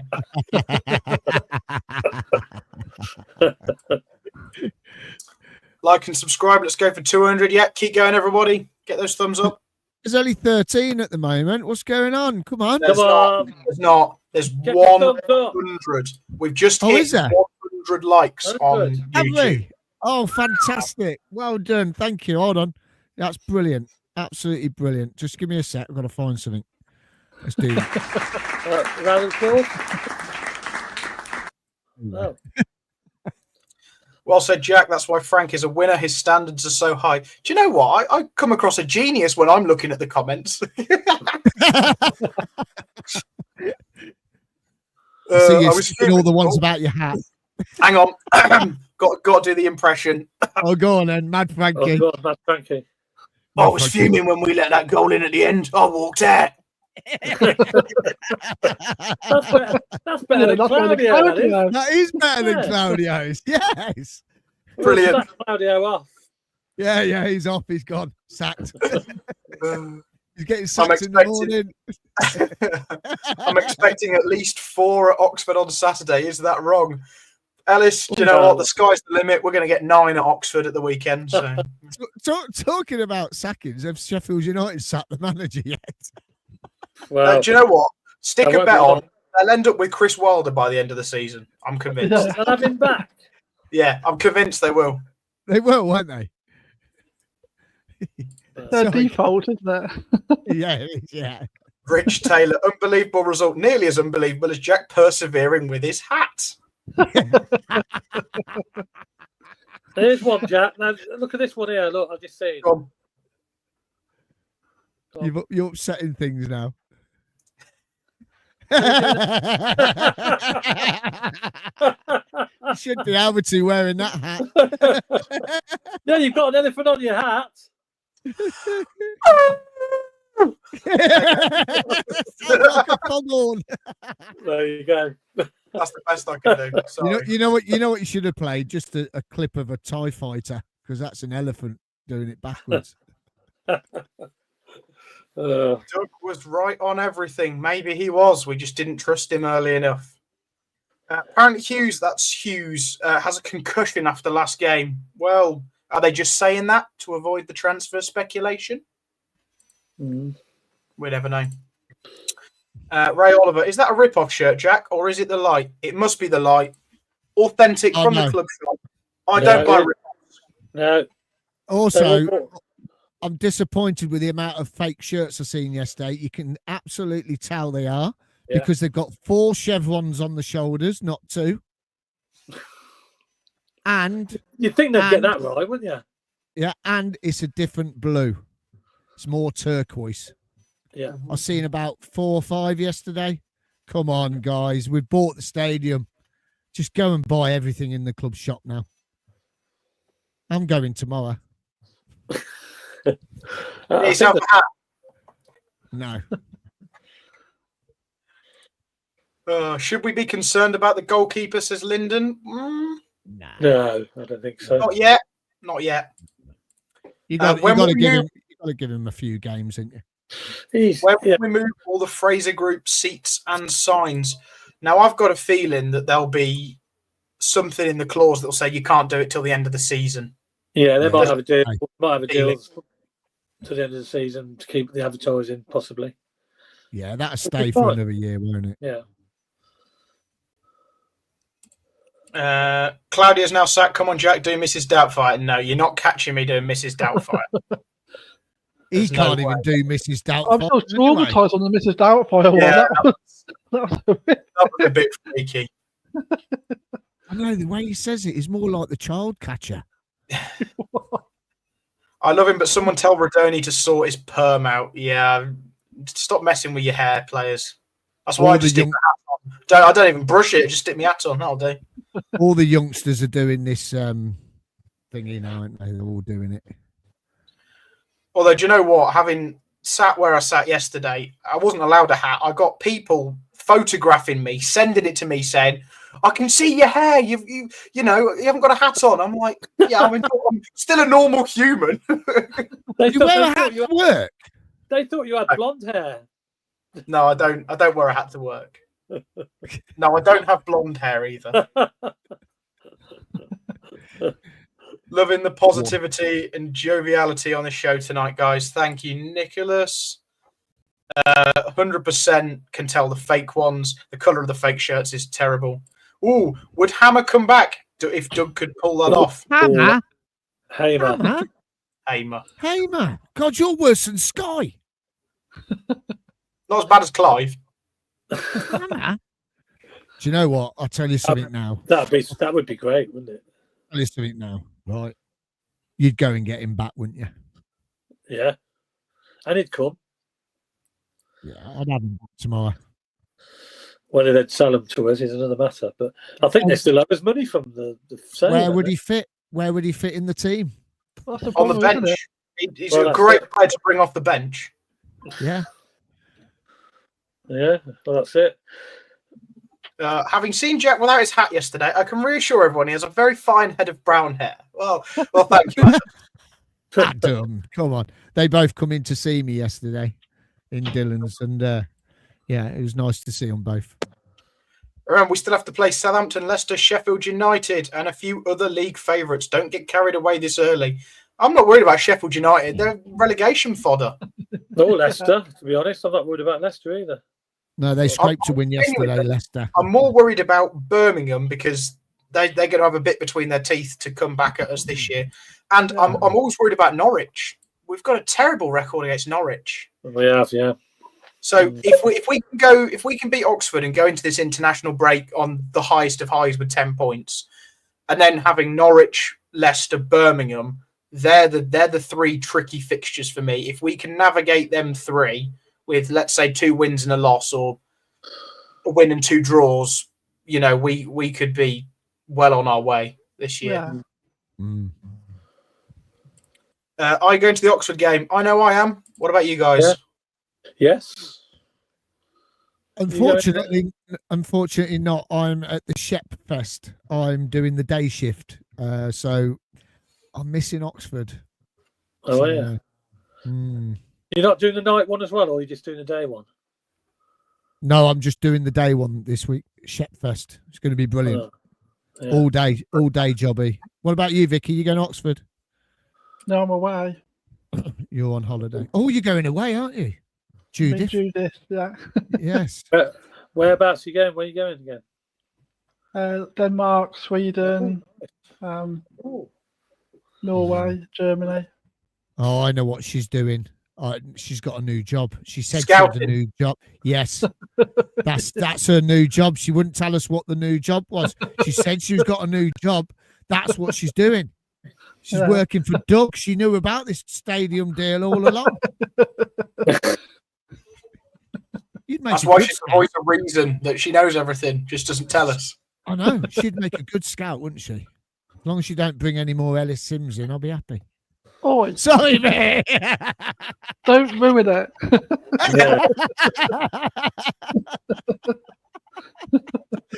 Right, last comment for the moment. Sky Blue Army, we can beat anyone. That's the positivity we all have and need to have. Yeah, I think we can. I think how many comments we got. Oh, there's loads. And we do appreciate all your comments that you make. Obviously, we can't get to all of them. It's just impossible sometimes, but we try and get as many as we can in. And we do enjoy. We can see them on the screen and we do read them, but we between us all. So, but we can't always get them up on the screen or announce them all, because we just haven't got the time because there's so many. But yeah, we do appreciate it. But anyway, let's talk about the Millwall game then, shall we? Shall we move on to Millwall, who we're playing on Tuesday night in the cup? Why not? Do you see any changes, Miles? I mean, he's going to change the team around. I suppose he's going to make some changes, but how many would you reckon he'll make? A load? I mean, he made, was it 7 or 8 last time for the Luton game? Yeah. I think he will. I think he'll change it. I think he'll bring in. I think he'll start Raphael. I think he'll probably play the same team that we started against Luton, to be honest. Excuse me. I think that's the way you've got to go, because you know the adrenaline and everything yesterday will probably take its toll today and tomorrow. Yeah. So yeah, I think it'd be a bit strange if he doesn't switch it up a bit for Tuesday.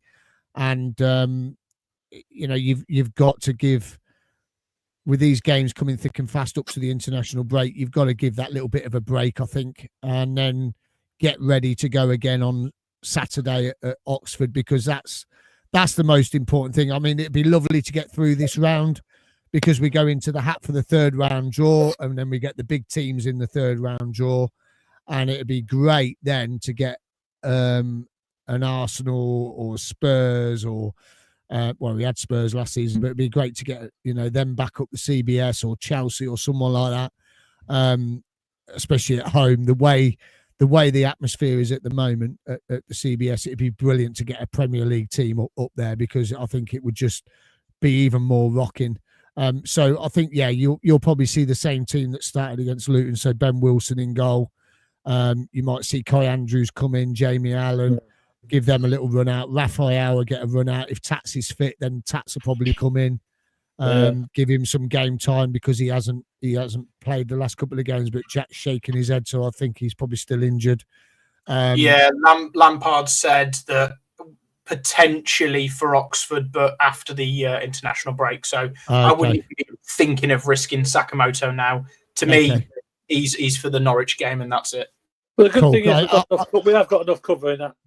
Yeah, I haven't seen the interview after the game yet. But I think then if that's the case, then you're going to bring in Kessler Hayden's probably going to play. You might see who's the young lad again that played? Perry might come in. Yeah, Perry might come in, and Sims might come in as a striker. So, you know, give him some game time. I just think that's what you got to do going into this game. And if we win it 1-0, we win it 1-0. Yeah. We don't need to score loads of goals. We just need to win it. That's it. Don't matter how we win it. Yeah. Vicky, are you an advocate of changes, or would you rather keep a winning team? I suppose I'm a bit mixed on that, because I said on Thursday that you keep a winning team, and that's what I thought for the league. But I do think in the early rounds of these cups, well, we've got quite a few players that will be looking for game time, that I would do the same as Miles just said, and what we did for Luton. I'd bring a lot of those players in, like give Raphael some more minutes, Kai Andrews some more minutes, because for a variety of reasons. One, it just helps to keep the squad happy. There'll be players there that'll be chomping on the bit to get in, like Kessler Hayden. He's obviously signed, and he'll want some more minutes, won't he? So it helps just keep them happy, but also it just keeps their fitness and sharpness up, because they might be called upon. If something happens to another player, if those players have been getting some game time in some cup competitions, then it just helps keep them sharper, doesn't it? So and also just help, I suppose, hopefully prevent injuries on other players from like any like tweaks for over football. So yeah, I'd be inclined to do what we did against Luton and wholesale changes really, and give some players some game time. I think that second team still should be good enough to beat Wimbledon, shouldn't it? Millwall should be good enough to beat Millwall. I don't know why I said Wimbledon. They had a good win. Yeah, should still be. Because I think they'll do the same. I think Millwall will do the same. So I think they'll have a number of fringe players, and think that we've got enough there with our players. So yeah, that's what I'd be doing. Jack, would you say the same? I mean, hopefully we'll have a few of the big boys on the bench anyway. So if it does go wrong on the pitch, then you can call upon your Hadges and your Radonis and Grimes, etc. Yeah, I can see a very similar prospect to how we played with Luton. Obviously, Thomas Asante was a bench player against Hull. Therefore, he started the game against Luton because of Sakamoto being the first choice in the right wing position. We don't have that now, but I definitely expect Wilson, Kessler, Hayden, Brow. I expect Bidwell to play at centre half. Again, gives Bobby and Kitch a chance to play half a game each, potentially. The fact that Perry didn't play against Luton says to me Lampard won't trust him against a championship opposition because he didn't against the League One opposition. I expect Sims to start up front, Allen and Andrews somewhere in the team, because obviously Andrews played wide left last time. We went with a 4-4-2, didn't we? Yeah. And Raphael. So I expect at least 8 changes. The 3 that remain, I mean, it's probably going to be Grimes, not Torp in that midfield, because Grimes went off for a rest. Torp played the game. And got Jamie Allen, that needs to come in. Well, yeah, like I say, Allen and Andrews will complete that midfield. Raphael will play on one wing. And then maybe you might see Efron or Thomas Asante start because, again, they were both substituted off. So it'll there'll be options. I expect to see Norman Bissett nowhere near the team. Yeah, I was going to ask you about Bissett. Where do you stand on that? Where do you think he's on his way out? Because he's not even been in the nicest way possible, I hope so. I don't know what the lad's done wrong. Clearly, he's done something wrong. He's not been trusted in the 2 pre-season games or the 4 most recent games competitively. So, for his sake, whatever he's done, we need to get rid of him. If Lampard and the team aren't going to trust him, we have to put 100% faith in Lampard and the team. So, we've got to trust what they want. And Norman's not going to play for us again, so there's no point sitting rotting on the bench. It's a bit like Brad Collins. I want Brad Collins gone as well. Forget what you might think of him. He's had some bad performances for us, but he's third choice keeper, and that's before Dovin comes back from an injury. So to me, Norman and Collins have got to just get out the club as soon as possible, save us some wages. I know now we're going to be earning a lot more, but if we can see those 2 go, I don't see why we can't bring 1 or 2 in, perhaps. Yeah, I'm surprised Collins hasn't gone yet, to be honest. I thought he might have dropped down maybe a League One club or something maybe after him, or, there's about to be somebody looking for a goalkeeper, but that gets him off the wage bill, doesn't it? And it's less wages. At the end of the day, that might open the door. As we know, it's a bit of a domino effect, isn't it? Sometimes you've got to get rid of players before you can get them in. So, and wages-wise, that's probably the situation we're in. And, of course, I think we'll be wearing our orange kit again, won't we, on our superb orange kit on Tuesday night, I think. We could be. Let's have some... then. I'm not mentioning it. What? The orange kit? Oh, not saying. Oh, yeah, he's not mentioning the pro one. Oh, you did it, not me. They all went. Yeah, I was going to say the pro one. And a little update is you've got another couple of weeks before the stock arrives. Doug's been over in Denmark trying to hurry them up, but he can't. I've got to get the goalkeeper one back first. That's true. Yeah. Well, I've been there 3 times and they still haven't got. Well, they've got them in, but they're the wrong sizes now. Next time, just get a refund for me, Ken. Only the big sizes, but yeah, I'll do that. Yeah, that's fine. But you watch, you'll do that, and the next day it'll come in. I know, yeah, I know. Predictions then for Tuesday night. Let's. Does this go towards our? What do you mean? No. We didn't do one for Luton, so we can't do one for Millwall. We can all give our predictions, but it's not going towards our score system. No. I'm going 10-0 then.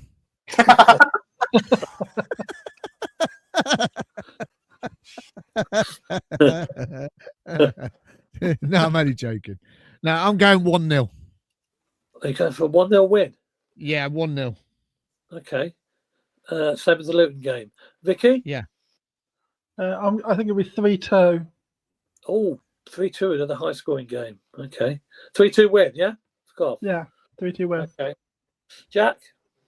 I'm going 1-1, and then we'll win on penalties. Oh, yeah, of course it is decided on the night. Remember, there's no extra time. It goes straight to penalties if it's a draw after 90 minutes. So thank God for that, because I'll be probably travelling down there and I don't want to be stuck in traffic coming out. So I want to get out there as soon as possible. It's not a great place to hang around, is it? So I'm going to go 2-0 win for the Sky Blues. So we're all agreed. We're all going to win. All gone for a win. So I'm quite Positivity. confident. Yeah, I'm quite confident we can go there and get a result. There's no reason why we can't. We're full of confidence at the minute. And I say, if it's not going right on the pitch, I know it's a hard place to go to, Millwall. We've been beat there plenty of times in the past, and we know how difficult it is. But if it's not going right, he'll have enough ammunition on the bench, I'm sure, to change it and bring a few of the big boys on if it's not going to plan. So it'll be a good test for the ones that are coming in. So that was Frank's first win there as well, wasn't it? Frank got his first win there, didn't he? Yeah. Yes. First away win, yeah. Yeah, exactly. We could do that again. Yeah, so it'd be interesting. So yeah, I'm quite confident we can go there and get a win, get into the next round, and maybe get one of the big boys and get a nice little cup run going again, like we did last year. Hold on a sec. Is Claudio going Wednesday? Is Claudio going? Yeah, is Claudio going? I believe he bought a ticket with every intention of going and has had to pass it on to someone else. Okay, I'm going back to 10-0. He's not going. No, 1-0. All right. Okay, we got some more. He's banned anyway. He's not allowed to go to away games this season. That's the rules. No, that's right. That's it. He's banned. He's not allowed. Keep him back here in Coventry out of the way. Jack, some more comments? Yeah, Ellis James, no chance the sold out allocation will be there on Tuesday night. I think you're right, unfortunately.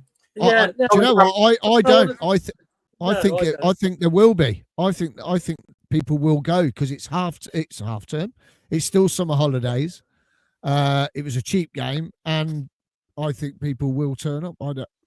I still think there's quite a lot of tickets were bought just for the points. So I think. But I don't know. We'll see. Yeah, there's. I don't know why. Traveling back. If you're not on a coach, you're either driving or struggling on the trains, and getting home's not nice from South London at the best of times. So no, it's not the ideal place to go midweek. And I think both the games, and we play Millwall and Leage. That's a midweek game as well, isn't it? If I remember rightly. Yeah, it's Tuesday night. Early October might be the 1st of October, or Wednesday night, and then the away games in January, I believe. It's a difficult place to get in. Midweek as well. Might be the other way around. It might be away in October and home in January.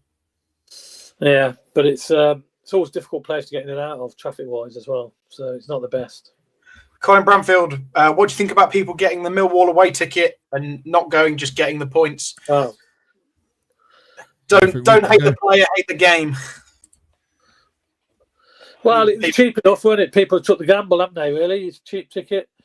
They're not bothered if they lose 12 quid or whatever it is, and they've got the points on the board, don't they, for a future game? I will be honest, I did consider it myself, but I thought I've got enough points that I'm in pretty much category 1 for every game. So I personally, I didn't do it.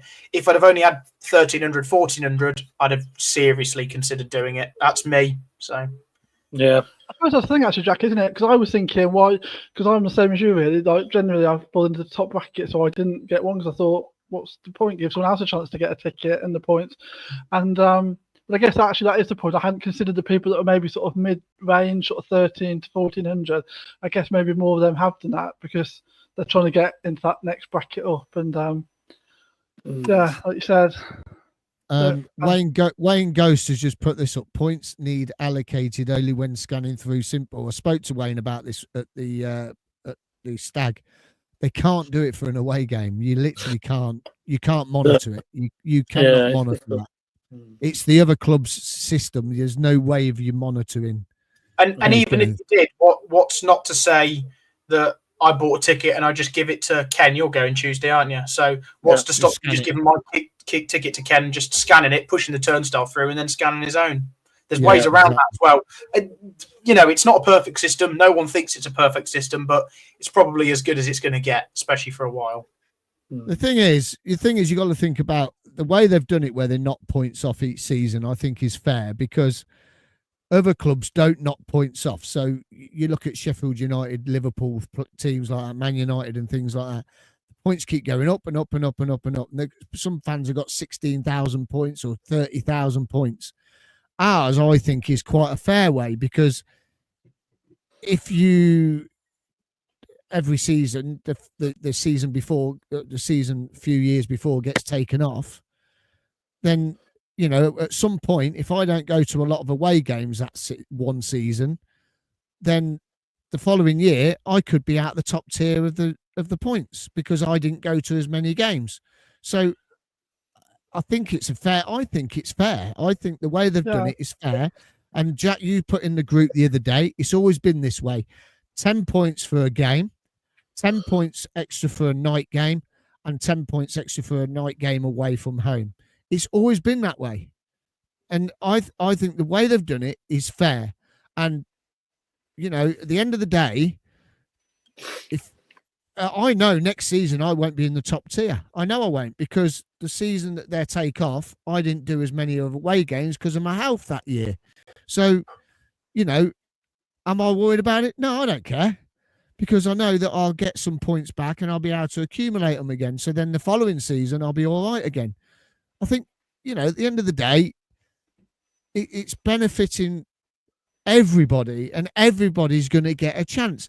And it's not like they're starting the points off at 2,000 or 2,300 to get a ticket. They started it off at 1,500 points for this game. Well, that's bloody brilliant.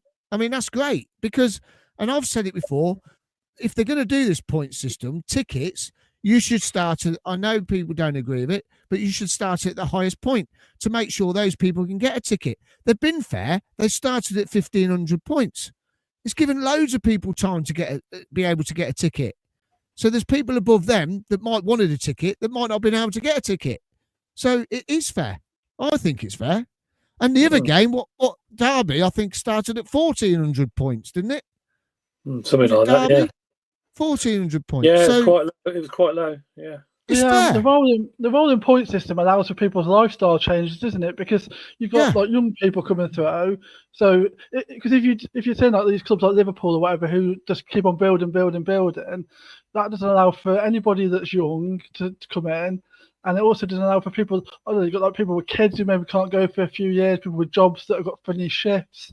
At least if you've got like a rolling point system, it allows people to like that to accommodate for their lives and support when they can, and they're not missing out just because all of a sudden they had a job for a few years where they just couldn't get to matches. And so I agree with you. I think a rolling point system that allows fluctuation in people's like lifetime circumstances is fair.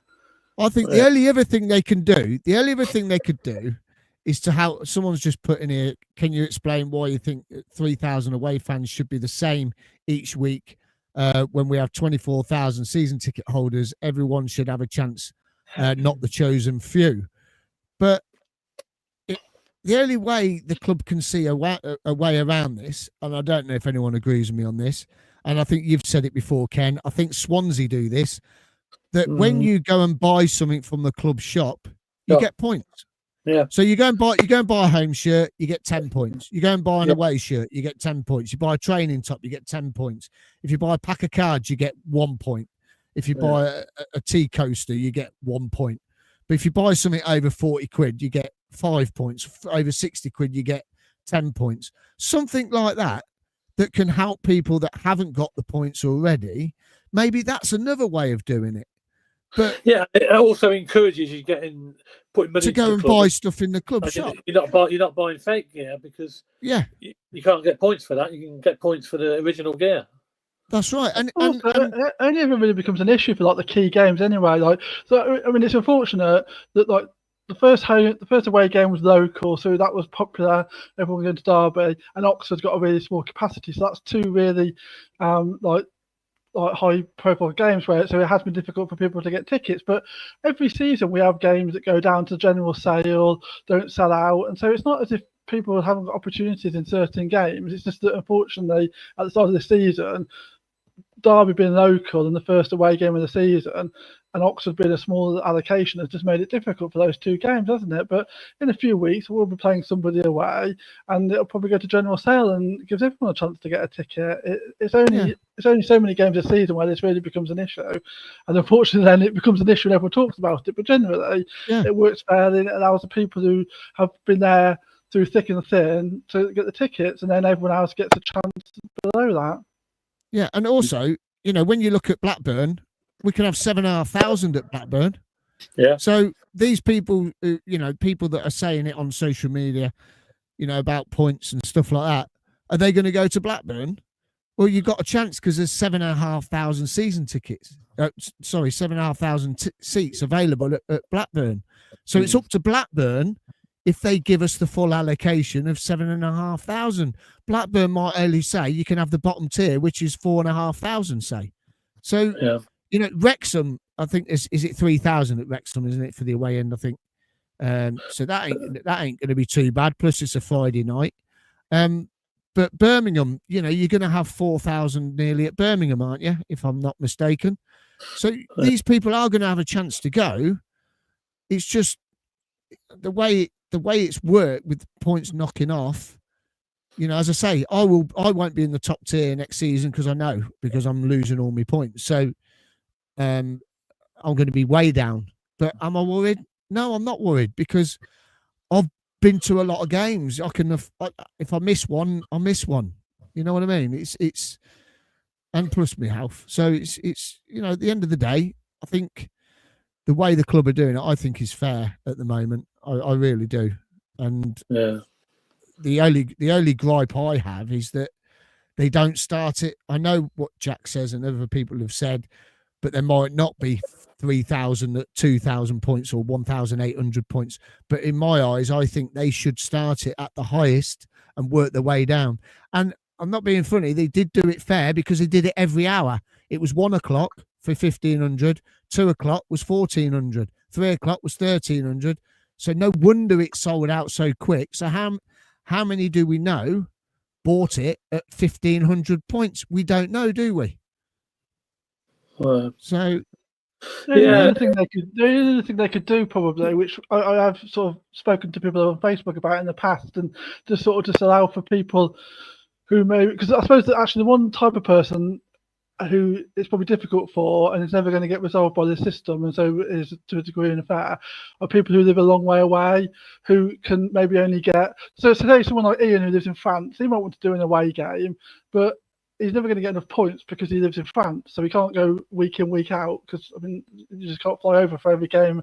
Or say someone like Keith in Canada, those sorts of people, they could do like a little ballot thing of like, I don't know, 5% of the away allocation, and everyone can apply for that, and it gives people a chance. So those who so the people who go regularly and are supported and will still be there no matter how we're doing, still get their tickets. And then people who, for genuine reasons, can't always go for regularly, get a chance to go on a ballot, and then the rest of us just fight out the rest. And that seems like a fair system, doesn't it? Everyone's got a shot there. Yeah, it's whichever way. Yeah, that's brilliant. It's a real good system. Uncle Jonga's come in. He says, how do they handle the points for the, say, Wembley, massive allocation, Man United semi-final, Luton? Well, what they did, Uncle Jonga, is that everyone who had a season ticket got priority. There wasn't a point system for that. Everyone who had points, it was everyone who had points, wasn't it, in a season ticket? Season ticket first. They all got allocation first, didn't they? And it was one each, which I think is a great way to do it. One each. You shouldn't have two each. You shouldn't have three each. It was one each, which I think was brilliant. So, everyone got a ticket. And then anyone else after that, they went on general sale, didn't they? Yeah. Yeah. Anyway, we've gone way off here. Off on a tangent. Well, we're just answering one of the viewers' questions, I suppose. We do get carried away sometimes. But I think that's the third time now in about 4 weeks we've spoken about point system. So we need to put it to bed now. We've said our piece, and again we've said our piece. So let's move on. Right? Do you reckon they'll bring a 20 years CBS shirt? Well, not anymore. There's going to be a third kit coming, isn't there? We don't know what it's going to be, but I will say... Chocolate. It could be. I will say the away kit, the purple shirt, has got the outline of the CBS on it. So that's the goalie shirt. You want some sort of memorabilia. No, the purple one. Oh, yeah, the goalie one. Sorry, yeah. And the that's black got one. goalie stuff on it. So that is the 20th anniversary shirt. Hummel said that the purple and the black one is the anniversary 20 years of the CBS. Maybe. That's what it's marketed at. That's what they said. Yeah. So no Jaffet Tenganga on Tuesday as he's going to Sheffield. No move for Bobby. That makes me think, yeah. Well, that's good news that we're not losing Bobby and Millwall losing a good player. So happy days. Fingers crossed. Robbins, Vivash, Lampard, the top three. I did mention this last night. People have been saying that on social media. It's a bit freaky. I know it's early days, but yeah. Other clubs will see that we beat a team 7-1 and they'll be slightly worried to play us no matter who they are. I completely agree. I don't think everyone will be worried to play us at the moment. Imagine Gus, Jack, Victor and Matty G at our disposal. I'm not worrying about playing any teams in this division. That's based around the togetherness and belief our players have in abundance. Absolutely. Give Abikwu some minutes. I hope he does, but I only feel like that's going to happen if we're 2 or 3 up. Yeah. If we're 1-1 or just 1-0, I don't think he'll risk Abikwu, to be honest. That's just my feeling. Do we play Saturday's team for both games? I wouldn't. It's the risk of injury. That's just me again. We didn't have to for the Luton game. And if we lose to Millwall, we lose to Millwall. So what? We've got, it frees up a midweek in September then, doesn't it? So never a bad thing. We need to take the FA Cup a bit more seriously, not the Carabao Cup. But let's see what happens on Tuesday. Maybe we'll start the new centre-back. Ooh, the new centre-back. Tomorrow. No, Tuesday. Not naming any names. From the Sky Blues fans forum, if we beat the Lions, get Arsenal in the next round, so Big Vic returns to our home ground. Also, I predicted 7-0. Fair play for 7-0. Well, I hope you had a bet on it, Craig. It'd been a good odds. It didn't happen. It wouldn't. 7-1. Oh, yeah, sorry, 7-0. To be fair, 7-0. After that Torp goal, I'd have been cashing out at 7-0. I thought we were going to get 8 or 9. What's he joining for? I know. I've just seen that. Just carry on with comments. Ignore him. I thought he was going away for the weekend. He was. Norman was, I think, training in the city unseen. That's interesting because I've heard he's been exiled to the under-23s. So yeah, apparently he has been seen in this video. So he is in and around the first team. So that'll be interesting, won't it? He had to come on when we're near the end of the show, didn't he? Well, we can finish there then, can't we? Well, that's it. That's it, everybody. Thank you very much. No, it's not it. Carry on with the comments.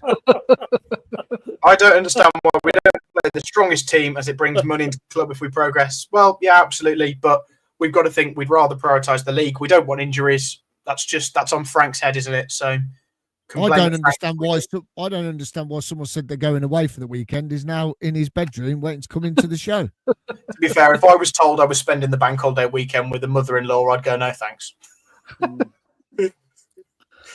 Collins is the reason our strikers have gained confidence because they keep scoring against him in training. Well, there you go.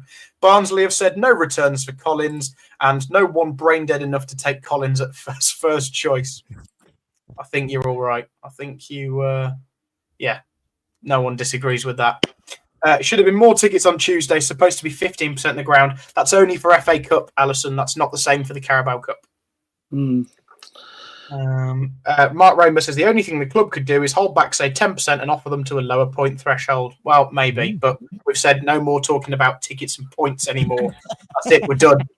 And we spoke about that one. Everyone got a ticket for Wembley because the allocation was more than we had season tickets. Yeah, absolutely. Great, guys. I look forward to talking about the points on Thursday. Wayne, shut up.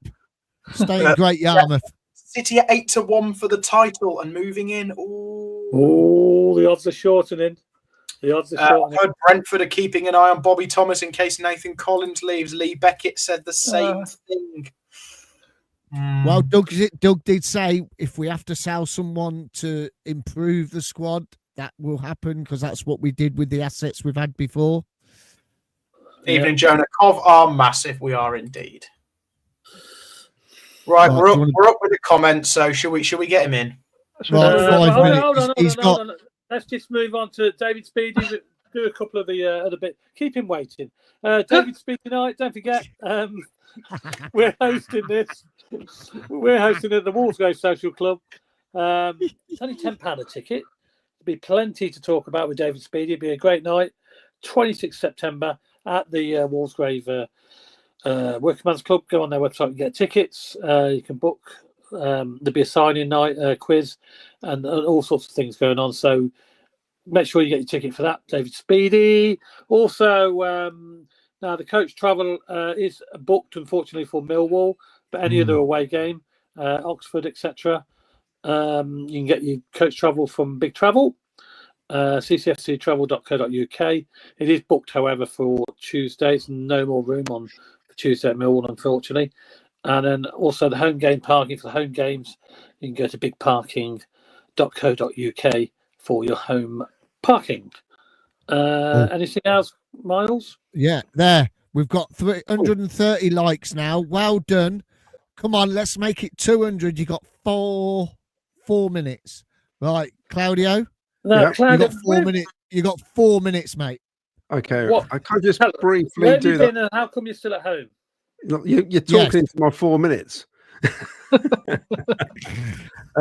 Just briefly about the whole thing yesterday. A couple of weeks ago, when we did our live show, I did say I wanted Doug King to show his hand. Are we playing around with promotion? Are we, basically put your money where your mouth is? And if he'd have said at the time, do you want players to come in or do you want me to buy you a stadium? I'll take the stadium every day of the week. And I just think it's just fantastic that we've got an English or British owner. I'm not being misogynist. My parents are migrants. They came over from Italy.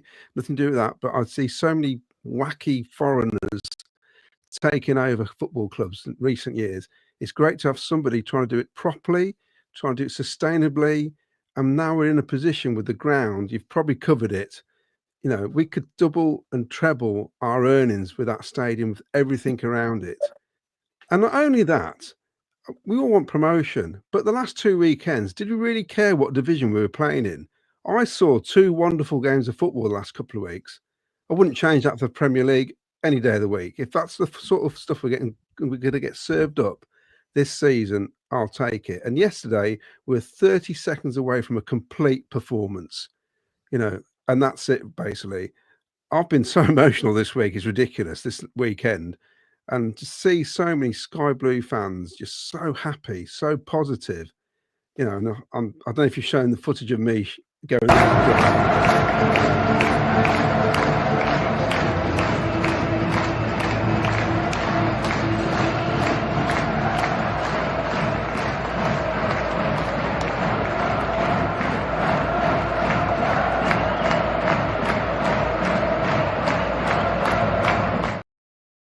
Well, he certainly did show you his hand. But what did you say to him? Well, I said to him, it's all right, Doug, thanks for the offer, but I'm quite happy just being a supporter. Well, we asked the audience to put the comments in what we all thought Claudio was saying to Doug. Shall I say what I said? I basically said, you couldn't have timed that. You could have written the script any better than how you've written it today, is what I said. And it's time you came on the show. On the show. I said to it. Yeah. That's exactly my words. Can I ask you a question? Yeah. What's your mother-in-law say about you taking all your shirts down to put in her bedroom while you do the show? It was Caroline said, quick, go on there, quick, have your say. I thought you were meant to be away. She can only. She's never going to watch this. She can only do one night at her mum's. Okay. Yeah. I just think it was wonderful yesterday, wasn't it? Wasn't it fantastic? It was. It was a brilliant day. We've got a future. We've got a proper future now. It's just brilliant. It is brilliant. So we were saying the older ones here that we didn't ever think we'd see the day where we'd own our own stadium again. I gave my explanation why I didn't have a brick, and the first thing I thought when I heard the news was, "Damn, I wish I'd bought a brick now." Yeah. And the thing is, this guy isn't going to do what Richardson did and basically plow loads of money into it and just sell, just buy, and not think about how we're going to get the income. He's trying to do it properly, and it's not like 30 years ago, where we had the dream of the stadium to start with. We've got the stadium, and we've got sustainability. It's there, isn't it? We're in such a good position now.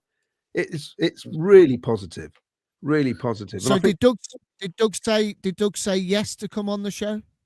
Well, he kind of nodded yes, but also I spoke to Nicola Ibbetson's. He's done that to me twice. I know. I spoke to Nicola's husband, and she was saying what's been going on in Denmark this week, and the fact they're going to do more branding, a bit like PSG, because apparently they're the best in the world at it. And she was there last season, and that she wants to get involved with things like this, what we're doing. Yeah. So, and it's basically, he said straight away to me, we've doubled our income overnight, and that's massive.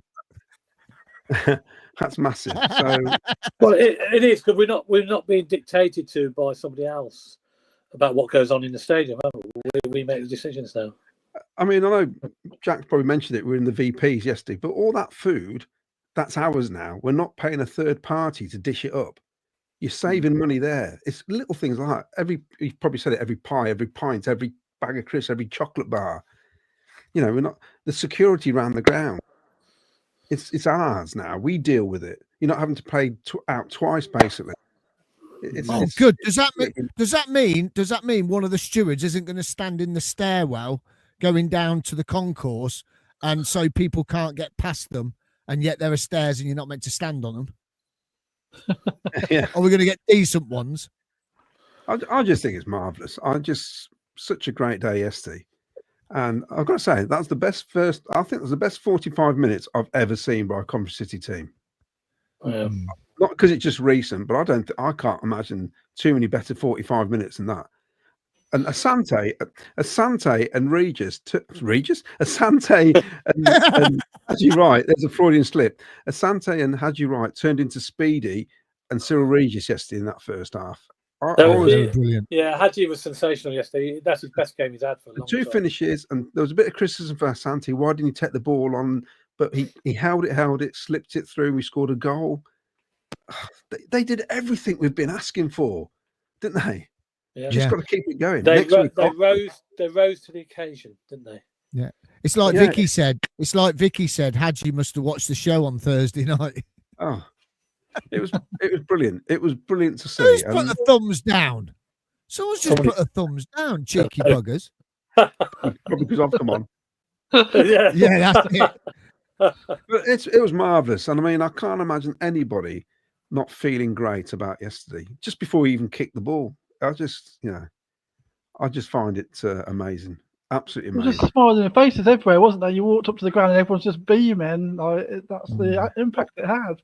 And in all seriousness, I can't get words out tonight. The second half against Derby and yesterday, Leeds were no better than that against us last season. That's how Leeds were playing. And I think we need to big ourselves up sometimes when it's good. And that was really good. The last couple of games have been really good. And that's all I can say on it. What's your prediction for Tuesday night? We'll probably lose. We've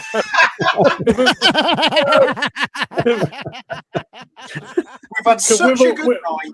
Claudio comes in. No, we've had such a positive show.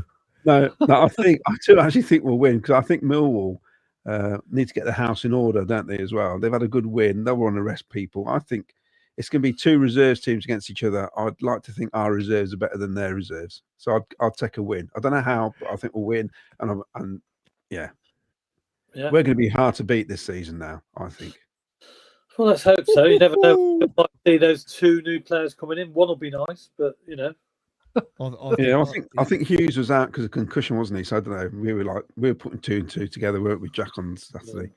But yeah, I don't care now. I actually don't care if we don't sign anybody. That's how I feel.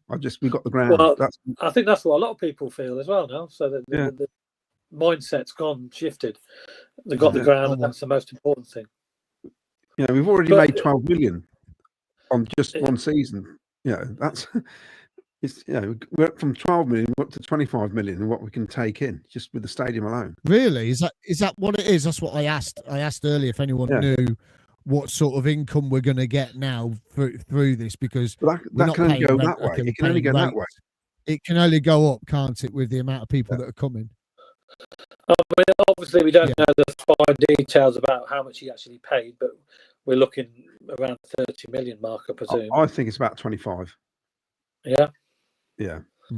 Got to be in it. And about 25. It's not bad, is it? And that puts us in good stead then for new signings next season, January, whatever. It's cementing that financial backing, and then, you know, with season ticket sales next season, hopefully if we have another good season ticket sales will go a little bit higher. But we can only sell so many of those, can't we? So, but we've had a few negative shows about Doug, but on the whole, we've been really positive from the start. I know me and Miles were like chirping like two little lovebirds when he took over, because we were right behind it, because we got rid of what we didn't want. Yeah. And we thought he was positive when he tried to buy the stadium and all that, and people go, "No, it's only Sisu in disguise." Wow. It's not, is he? It's so obvious.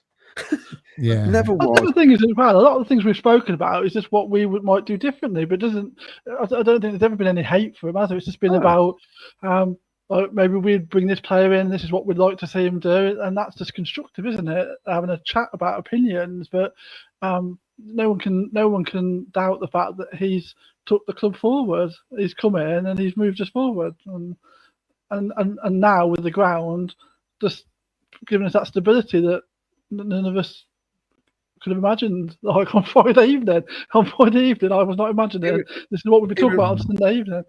It reminds me of me being a parent sometimes, where you say to your kids, "I'll tell you what, if you put so much effort in, I'll put so much effort in and help you out."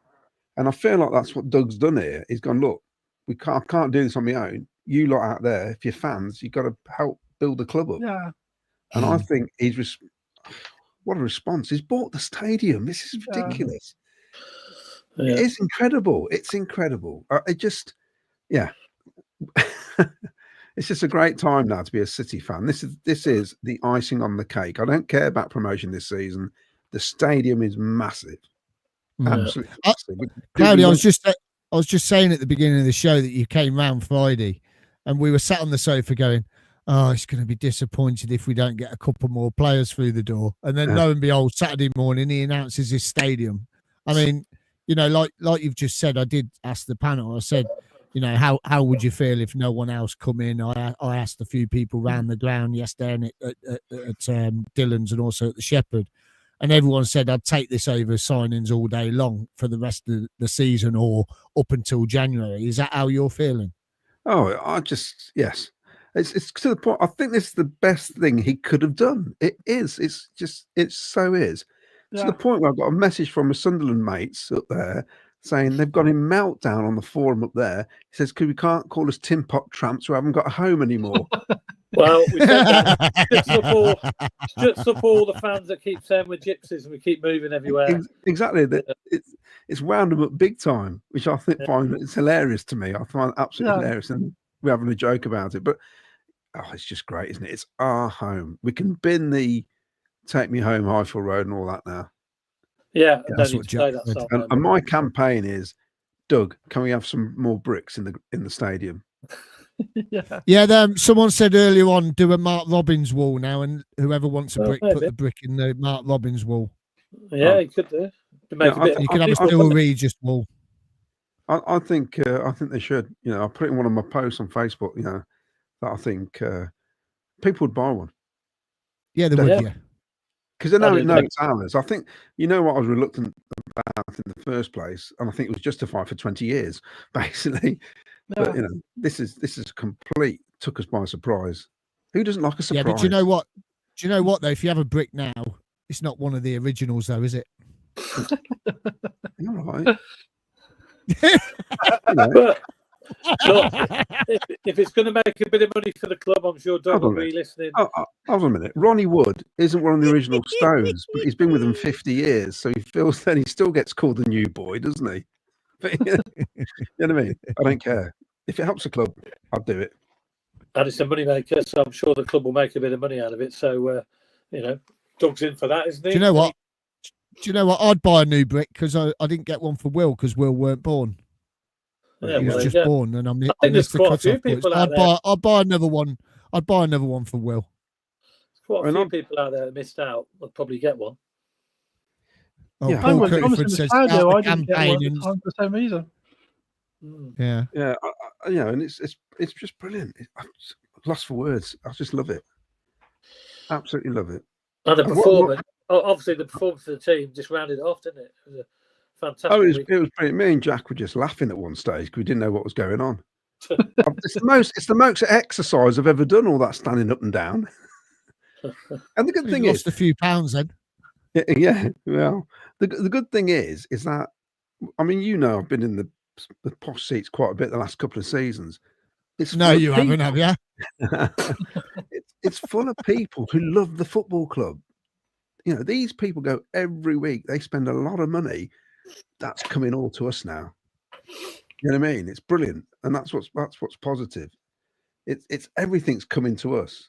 And okay, I don't care. Doug King, in about 5 years' time, might think, "Oh, I'm finished with football." He might make a massive profit, but it means somebody else comes in with even more money. That's how it works, isn't it? Yeah. Well, we've got collateral now, haven't we? We've got assets.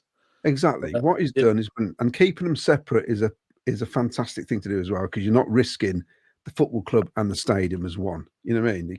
You can juggle things around basically. Yeah. So I think it's fantastic. Absolutely fantastic. Well, there you go. But if we get relegated, I'll be kicking off. Believe me. There's no fear of that. No fear of that. Have we got any comments to finish on, Jack, or are we going to? Is about it?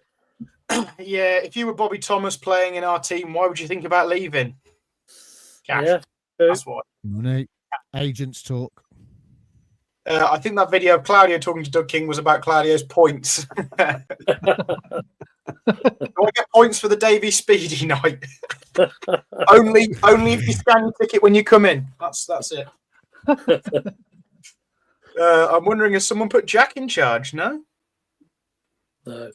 Not that I know of. Why do we sing that Kylie song? If you watch the City Unseen from when we beat Middlesbrough to make the playoffs, you'll know why. Yeah. I know a QPR fan that comes into our work going to buy him a can of 7-Up. Brilliant. Brilliant. Second Tier Podcast have us as the header on their latest video. Do they? Really? I bet they don't talk any positivity about Frank Lampard. I bet it's positivity about Coventry, but not Frank Lampard. But I'm going to watch that now. That's what they say. Wonder where Tim Fisher is now. Yeah. Somebody buy him him up. Tim Fisher, Coventry City Council, where are you? Under a brick somewhere. She's got a name on the wall, you know. Does she? Who? Yeah, and what's it, Lucas? Her name's pictures up bricks up there. She's got a brick. She's a Cov fan, yeah. It's in the Tommy Hutch wall, isn't it, Claudia? It's where we stood the other day.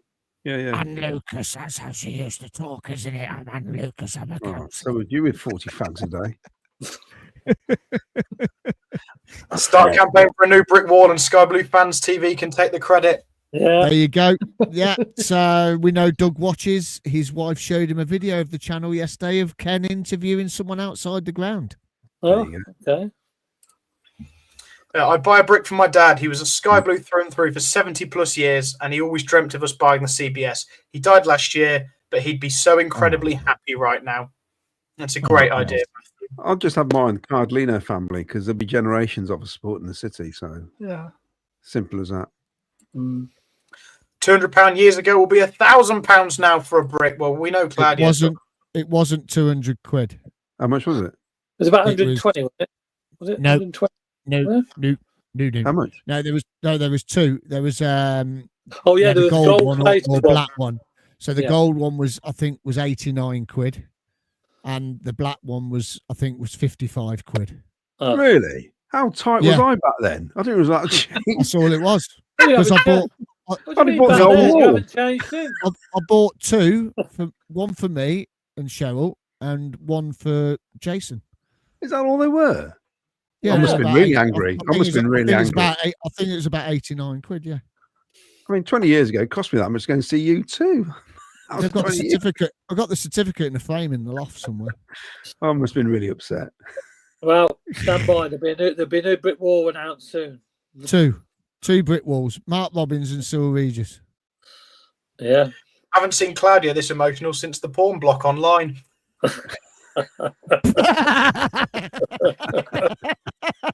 I want to see a poster of that. I've got it, Neil. You got to do a poster of that, mate. What a great weekend to be a City fan, but still no excuse for Jack's hat. Been waiting for that second tier pod to drop unseen, and that is next. So shut up and get on with it. Get one with lasses and lads. Love the Grimes new song. See, I had no idea that was a Grimes song yesterday from where we were sat. It just sounded like that's the way. I like it. Yeah, that's what we were singing.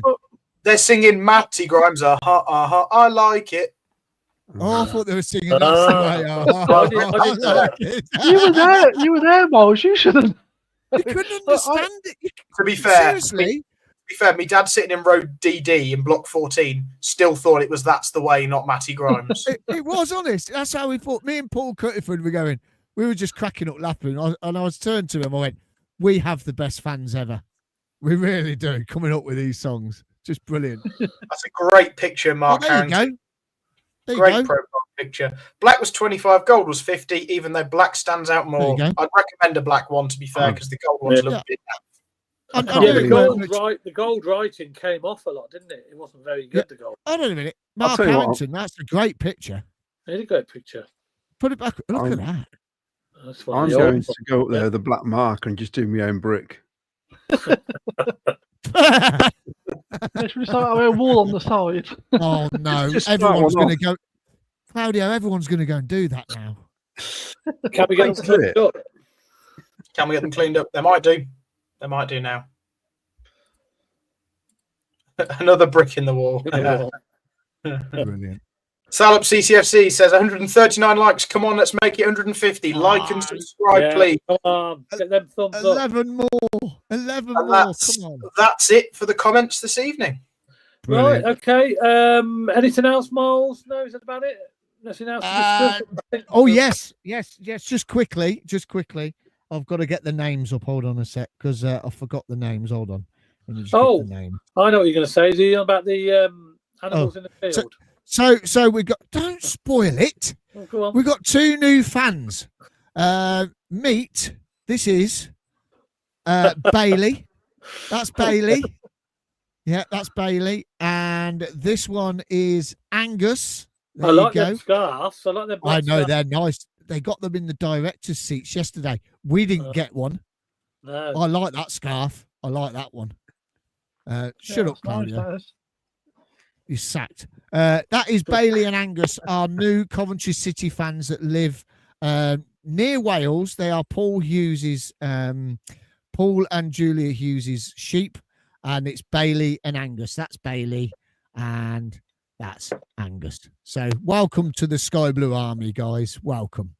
And then, yes, last announcement, David Speedie, £10 to enter into the night. Come down, buy your ticket now. Link is in the description.